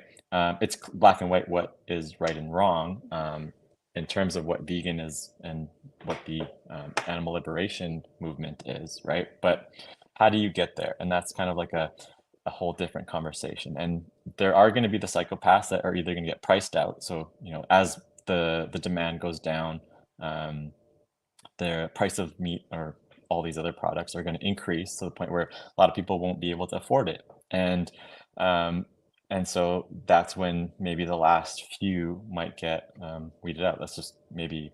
And also social pressure, just being like, it's like, I feel like there's this thing happening in society when it comes to grooming as well, and child exploitation, for example, on like YouTube or on TV, like when they're used by their parents and stuff. This is something that's a very new phenomenon, right? In the past, it was seen as totally fine, really, like, or not that big a deal that they were exploited on TV or whatever, or that there was grooming. Like there were many relationships that were socially accepted between like teenagers and very old people, like, and now like it's changing, and now the people that are doing these things are persecuted, so it's harder for them, even if they have no empathy or they don't care at all, or they're not going to change on their own. Just social pressure will do that. It's not worth it anymore. Yeah, exactly. And yeah, once we get enough people changing the minds, right? Even with slavery, like, you know, we were first getting people to change their mind, right? So that they would stop viewing Black people or whichever slaves as property, right? And it wasn't until enough people got on board with that view that they were actually able to fight for the rights, right? So this is the stage we're in right now, where we need to still kind of like work on the view. So people Yeah, and the way recruit, they like, view, yeah. right? And there are lots of people out there. And once there is enough of us, we can take this to a legal thing, right? To try and actually get legal protection for the animals. And then from there, you know, that takes out a whole bunch of other people. And then the last part, like you said, social pressure and all these other things, they'll kind of add up. And once we get to that critical point, that's when everything starts to really take action. But then I have a worry when it comes to that, because like, what if you think that person is a lost cause, but they're kind of, because there have been people that said that they were trolling vegan sites when like on Facebook or whatever, like groups, but they went vegan, you know. So Yeah. it's kind of like, Yeah. yeah, I'm a little worried about what that looks like. But I guess it's like at some point in the conversation, if you're just running in circles. Okay, I have a story that's absolutely disheartening, but Mhm. I think it's a very good example of this. So there's which it's crazy, because to me that person was a lower hanging fruit, because it just seemed obvious, but they're not. So basically, there's this guy who showed up randomly to our social vegan events, and like it's been like a year that he's been coming several times a month to our social events, and he even came like twice to our voluntary event, like activism event, because I thought he was vegan, and he watched so many documentaries, vegan related and vegan documentaries with Yeah. us, like Dominion, and he took notes. And he hugged me several times, thanking me for my activism. So obviously, I think he's vegan, right? Why would I even ask? No, he's not. I had like four outreach conversations with him. He's not vegan. Slavery is a spectrum, apparently. Yeah. Whatever. So this is someone that I really thought, like, he showed up to our events. He was so seeking it out. Obviously, I thought he was low hanging fruit. He was not. So sometimes you think someone's low hanging fruit, but they're not. Like, it's just I'm kind of a little bit lost when Yeah. it comes to that. Yeah, I mean, there's only like we say, 4 things that you can control, and that's what you say, how you say it, how long you say it for, and who you're saying it to, right? What they do after you finish the conversation is out of your control. And so I think it's just important, like, you know, maybe not to like essentially place those judgments on people. So that once you get through the conversation, you know you've said all you need to say, you've stressed the urgency, you've defined what veganism is, and made them know that there's no other, you know, acceptable option, there's no acceptable justifications. Like that's kind of all you can do, right? When you're worrying about like maybe he is open or maybe he's not, there's also Paul always says this, and Gary, I think Yurovsky said this. You can say something like Gandhi or radical Malcolm X, and if they're not open to it, they're not open to it, right? So that's the reality of it, right? We need to just make sure that we understand this is our job, this is our duty to represent the animals, and once we say what we need to say, the rest is on them. Yeah, it's just, I guess, when you kind of cut it off is when you've had enough content, when if you're feeling it, and it's just running in circles, I guess. Yeah, 3 Yeah, that's a good. strikes. And yeah, and again, asking them like, you know, are you willing to acknowledge that you were wrong on this topic or on this, you know, way of thinking, right? If they're not even willing to admit that they were wrong, right?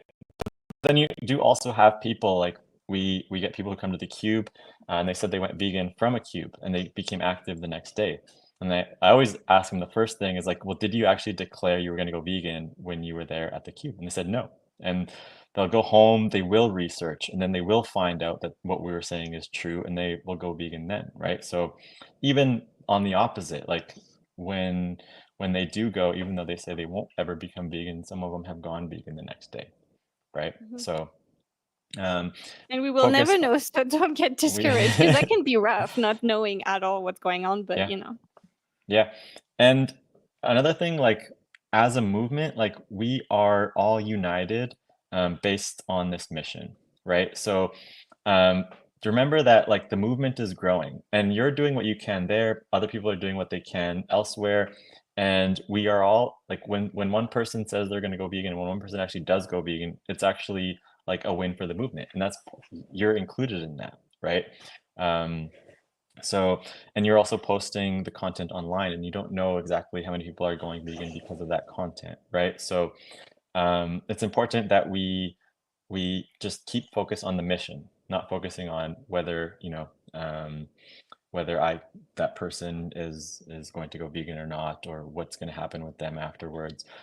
You can look at what you said, find out how you can improve, you know, how you can be a better advocate, and what you can do next time to be more effective.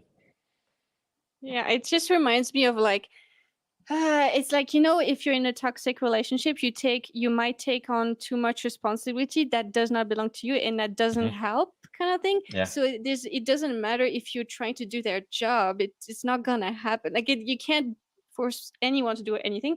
So I think it's just I think it's a constant struggle that we activists, we need to remember that constantly, that you have a half of the power here. You can't force them. You can only just do your own influence, but that's all, kind of thing. Yeah, that's very important. Yeah, I think it's important to avoid burnout as well. Yeah, I mean, if we could force them, obviously we would. Obviously we would not be on the street just doing what we're doing. But yeah. I appreciate your honesty. I know I'm putting you on the spot, and this is a difficult conversation to have, so I appreciate you guys. If you were in their position and you were used as an object or a slave, how long would you want me to wait before I free you or stop doing that to you? Well, are we talking about like animals? If you were taking advantage like them. Okay. Well, animals don't have that like complex of thought. Like it's much different for like slaves, because they are human and they have like complex thought, and they have like feelings more than like eat, sleep, like. That is not the question, ma'am. It's not the question. Yeah. See, so like that's what, I would respond, like, hey, you didn't answer the question. Repeating the question, like, make sure that you get that answer from them. Yeah, like it's so funny. Like imagine she goes on to do this, and then I just start off as if nothing happened. Yeah. They have like more than just instinct, but animals don't have like a lot more than instinct. So like if they're like getting fed, I think I don't know. I get what you mean. It really would, for me, like really depend on how I'm being treated, like the down to like really like nitty gritty details on how I'm being treated. And it's like, I mean, I probably wanted that, like, to be in that situation for a long time, but like if there were like certain reasons for it, or like certain little like aspects of my treatment, like I might be okay with it being a little longer than like being treated like that a little longer. But even though I probably wouldn't want it that much. You would end up in the slaughterhouse and stuff like that. But anyway, so you said something about how so like like it's a big misconception that a lot of people have. I understand it because we're brought up to think that they don't have rich inner lives really, but there's a lot of studies showing that they have incredible like social ties, and they have really deep emotional lives. They can plan, they are rational very often, and they feel pain, like fear, all this stuff. They need to be free. All animals do. And so and it's also something that's interesting because it was used again against Black people in the past, that this thing of like, well, they don't have as much inner lives as we do, as an excuse, And again, like if you treat someone else, is it okay for you to use their bodies, even if they cannot consent? I probably not, no, but I mean, even though it sucks to use we've like an excuse of like we've. Yeah. So yeah, being concise would have been so much more powerful. Yeah. So this is like, and I'm not even saying that that's a bad answer. It's just it's not absorbed well because it's so long and stuff. And yeah. Yeah. Anything else you wanted to say, or? I mean, one thing like I'm noticing is maybe there's like a little bit of a little bit more confidence you can have. At least in your body language. Yeah. because it looks like you're looking at the floor, or you're kind of like avoiding. I mean, I'm like this too because I am kind of introverted, and I Same. also, when I watch my videos over too, I realize like I'm always like kind of like laughing or smiling Oh after yeah, I'm that's a saying big some problem for me. things. And I'm trying to still work on that. Not that like it's, you shouldn't be smiling, or at least be like presentable or approachable in the conversation, but not make it too much, so that we're misrepresenting and making Yeah. sure that we are making them understand this is a serious conversation that we're having. I know that's a big problem I have. I'm working on it. Totally agree. Yeah. This is how I am when I'm nervous. I overlap and stuff, and it's so annoying because it's hard to control. But I totally agree with that. Yeah. Well, and one thing that I think helps too is really building a structure for yourself. And I mean, like I was mentioning before with the principles, establishing a foundation, like what their core beliefs are, and then exposing some kind of hypocrisy or making them come to like some contradiction, because internally people don't like this this feeling of misalignment. Right. And then from there, just defining veganism, determining their character. And then what I like to do is from there, just ask them if there's any blockers. If there are any blockers, I like to bring them all out at the same time. So when I ask, like, is anything preventing you from going vegan today?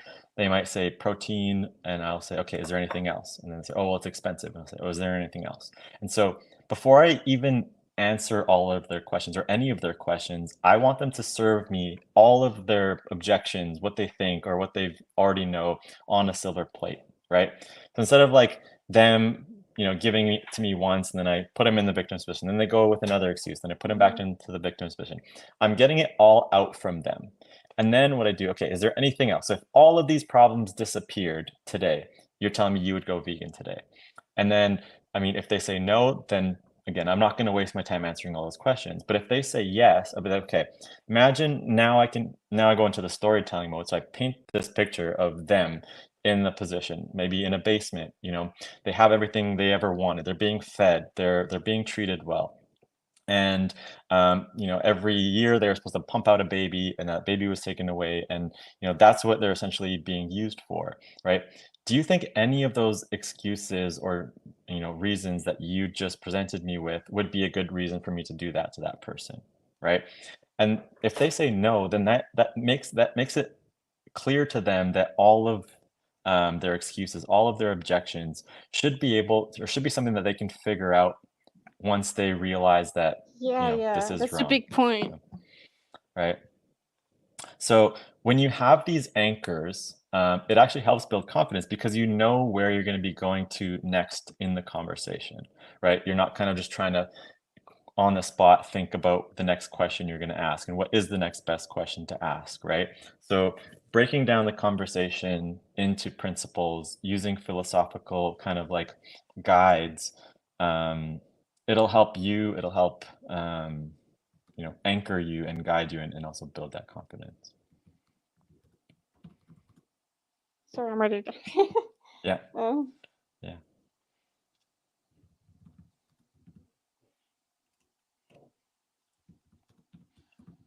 I really like that about AV, like the fact that it's kind of like you just Google it, god damn it.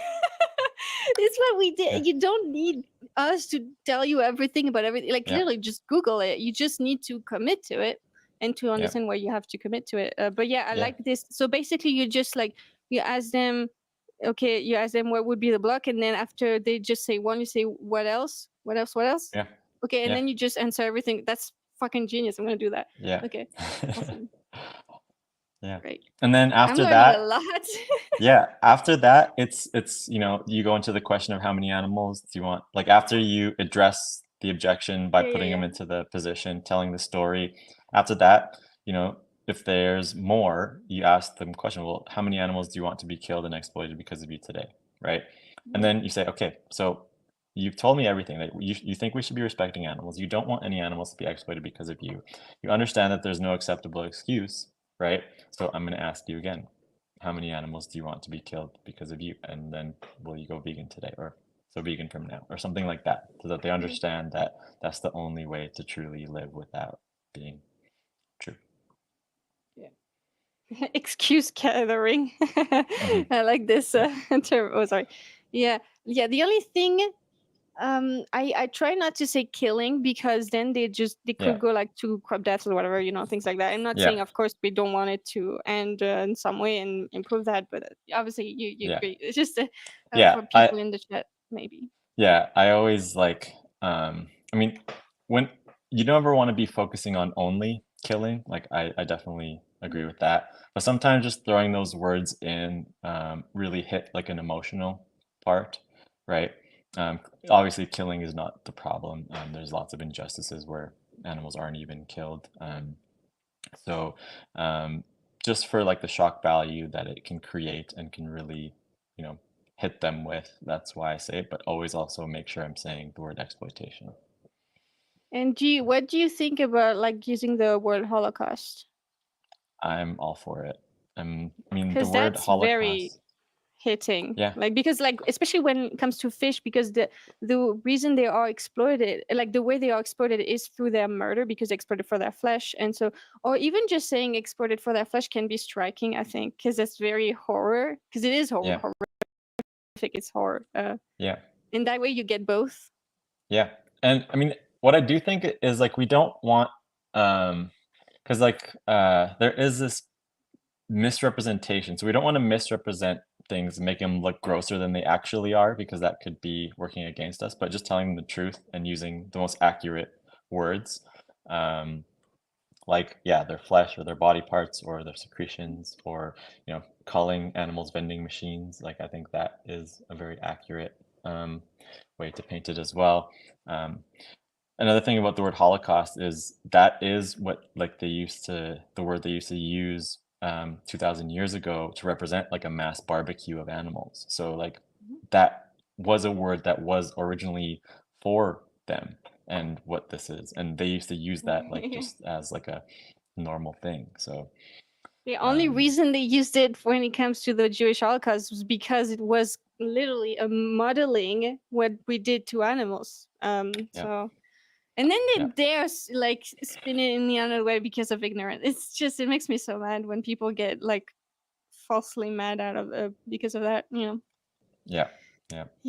And slavery is very similar, because like we have like there was animal agriculture, and then with property came other forms of slavery, with other victims. So literally it started with non-human animals. You cannot tell me that this is like humanizing the problem, not humanizing, you know what I mean? Yeah, exactly. I mean, everything comes back down to like the original view of how it started was related to animals. And like even the word capital, comes from decapitated, like it's like the head, right? So capital was about the head, but specifically the head of cattle, right? That was the first type of currency that we used. And this was the first time that we realized like, hey, we could just find something out in nature and make money off that, like, and then we can use them as like objects and machines and serve us and do all these other things. And I mean that. Imagine telling that to anti-capitalist non-vegans. Yeah. So I mean, it's in the language, it's in our mind, it's in the way we speak, it's in the euphemisms and the expressions, and it's so deeply ingrained. I love this comment. I prefer saying exploited to death over just killed. It captures the deeper reality of what happens when animals are used as resources rather than simply ending their lives by vegan animal defender. Yeah, I agree. I love that. Exploited to death. Well, I don't know. Like I used to, Paul used to use that too, and I kind of pointed out like you're exploited to death because a lot of animals aren't exploited to death, right? And so they're exploited until they're exploited. I mean, their whole lives, right? But not necessarily to death.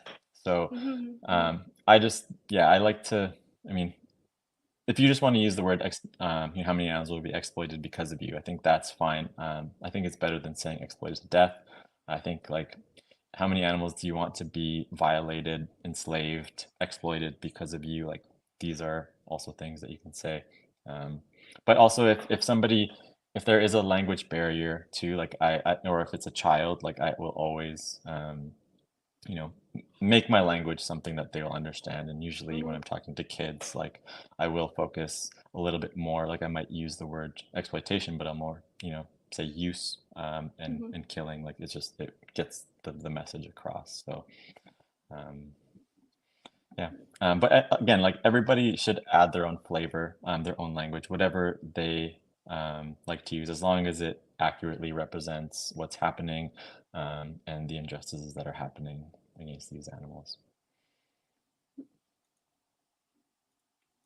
Bred them to be like this. And it's like kind of grown necessary, not just like for them to survive, but for us, like as like people to be like, it takes a while to adjust, to stop relying on things like that. I think we need it for health? Not really, but we don't need it, but we've kind of like grown up thinking we need it, and it does take like a while. That's an example of what you said, asking them again because they just don't really believe what they're saying. That kind of, I guess, exploring it, which is good, but it's interesting how it works. Yeah. Trying to like get out of that mentality, I feel like. If you were in the position of the animal, how quickly would you need that to happen? Pretty quick, because this is a little random, but I feel like this kind of applies to what you've been talking about. Is my friend is not vegan but vegetarian, and the reason she like quit eating meat was because of a TV show we watched where like humans were raised as food for demons, and it was like, but in that case they were in a pretty humane place, and it still affected her. So, and I just feel like that kind of has something to do with what you're talking about. Exactly. And of course, we're not only talking about the flesh aspect. We're talking about, of course, fishes are often forgotten, but like wearing their skin or their fur or experimenting on them, things like that. I'm going to give you a card. I appreciate you being honest with me and taking the time. It all comes down to, at this point, like how many animals will have to be exploited and enslaved for you. There you go. Are you friends? Are you able to maybe just have one card? I think. Oh, also, this is like what you can have. Have one. I don't know why I kept that in at the end, but never mind. Yeah, that's it. Okay. All right. Awesome. Do you have anything else you'd like to say about the video before we move to the potential questions? No. Nothing's coming to mind right now. All right. Well, guys, if you have any questions, please feel free to write in the chat. While I wait for them to write questions, because sometimes it can take like a minute or two, I'm just gonna say real quick. I just want to thank the people supporting me on Patreon and Buy Me a Coffee real quick. So thank you, Nick, Hannah, Bruno, Bacco, Mike, Zoe, Ian, TD for Cramps, Animals Are Here Best for us, Zen, Benjamin, Boris, Enrico, Wayne, Mark, and Kamal. Thank you so much, guys. And if you want to support my activism, please feel free to check out my Patreon or Buy Me a Coffee. It's the same thing. It's just two different websites with different percentages. Buy Me a Coffee is better for me, but it doesn't matter. Anyhow, thank you so much. So, question.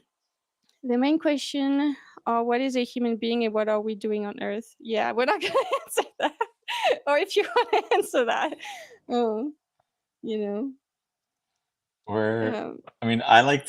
I like to just say, life is inherently meaningless. It's about the meaning we give to it.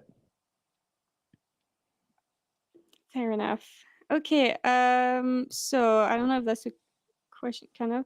I usually just stick with exploited, but as you mentioned, Ben, I'll add moving forward, how many animals are you willing to let be exploited and saved because of your choices? Yeah, there you go. And again, like exploited to death, like let's say you find a feather on the ground, right? And that maybe the bird is already dead, right? Or if the animal find roadkill, right? You can still exploit it even though it's already dead. So but exploited and enslaved is perfect. Yeah. All right. Any question? Well, I'm not sure there's any question, but while we wait some more, let's, remember to subscribe to Ben on the different platforms. So he's on Instagram, he's on YouTube now, and he's also on Twitter? Are you on Facebook? Facebook, yeah. So And TikTok. what's your name on these different things? Because you have a...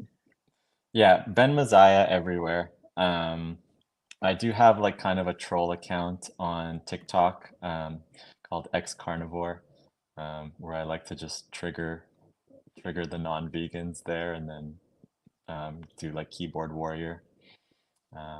I built a custom ChatGPT. I don't know if you guys use ChatGPT at all, but I built this tool where if somebody comments on one of your posts or your social media, you can literally just copy and paste that into the GPT and it'll respond with the perfect abolitionist message.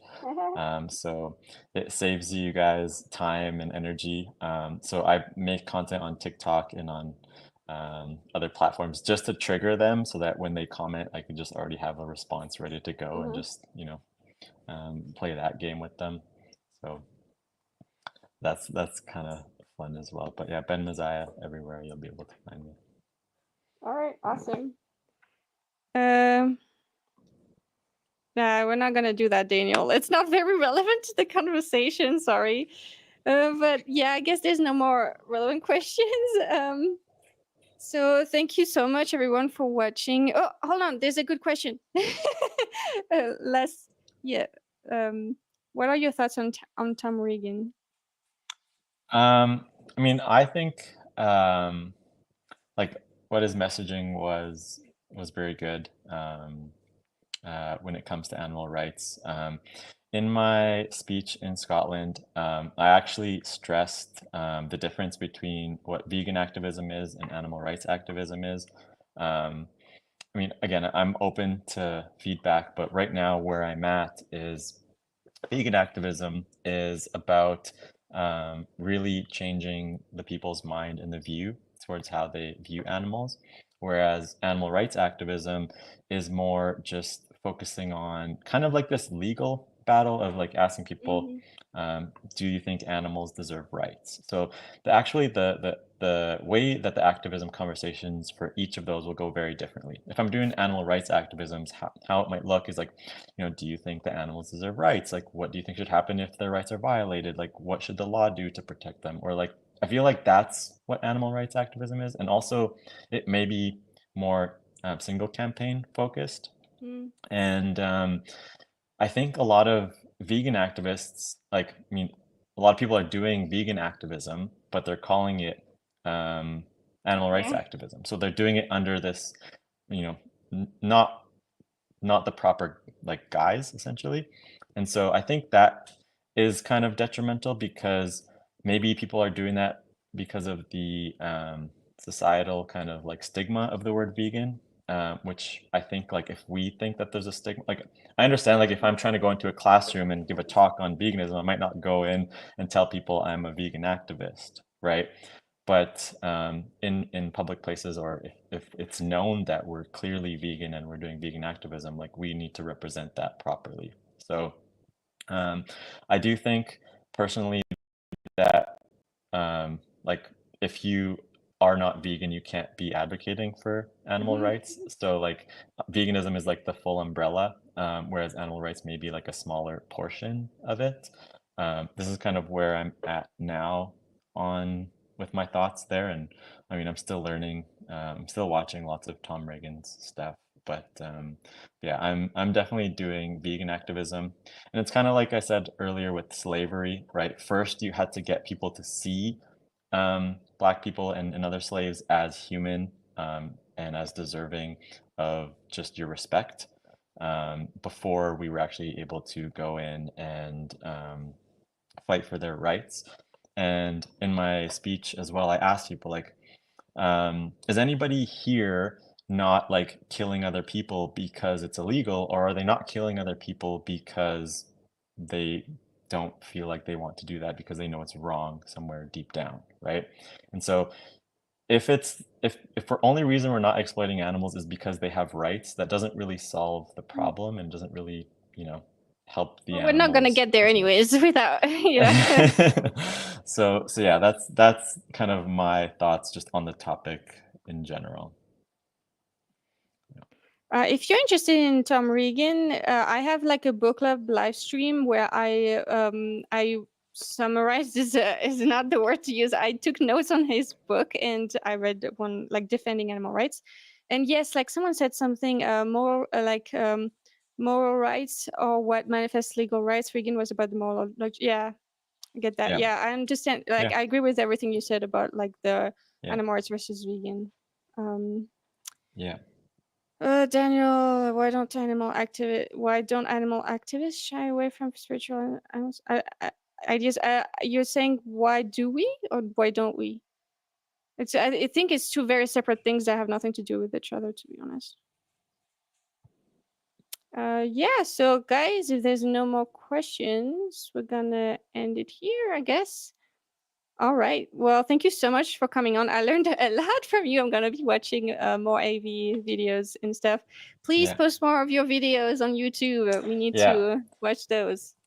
I'm working on editing my speech from Scotland, and I'll be posting that. And that'll be just like a whole summary of what I go into and what I think about when I'm going into a conversation and how to navigate. That's awesome. So I'm excited for that. Stay tuned. Very much looking forward to that. I will definitely click the bell on your YouTube page, so I don't miss it because I want to watch that. All right. So thank you so much for all you do. Obviously, you're doing amazing work.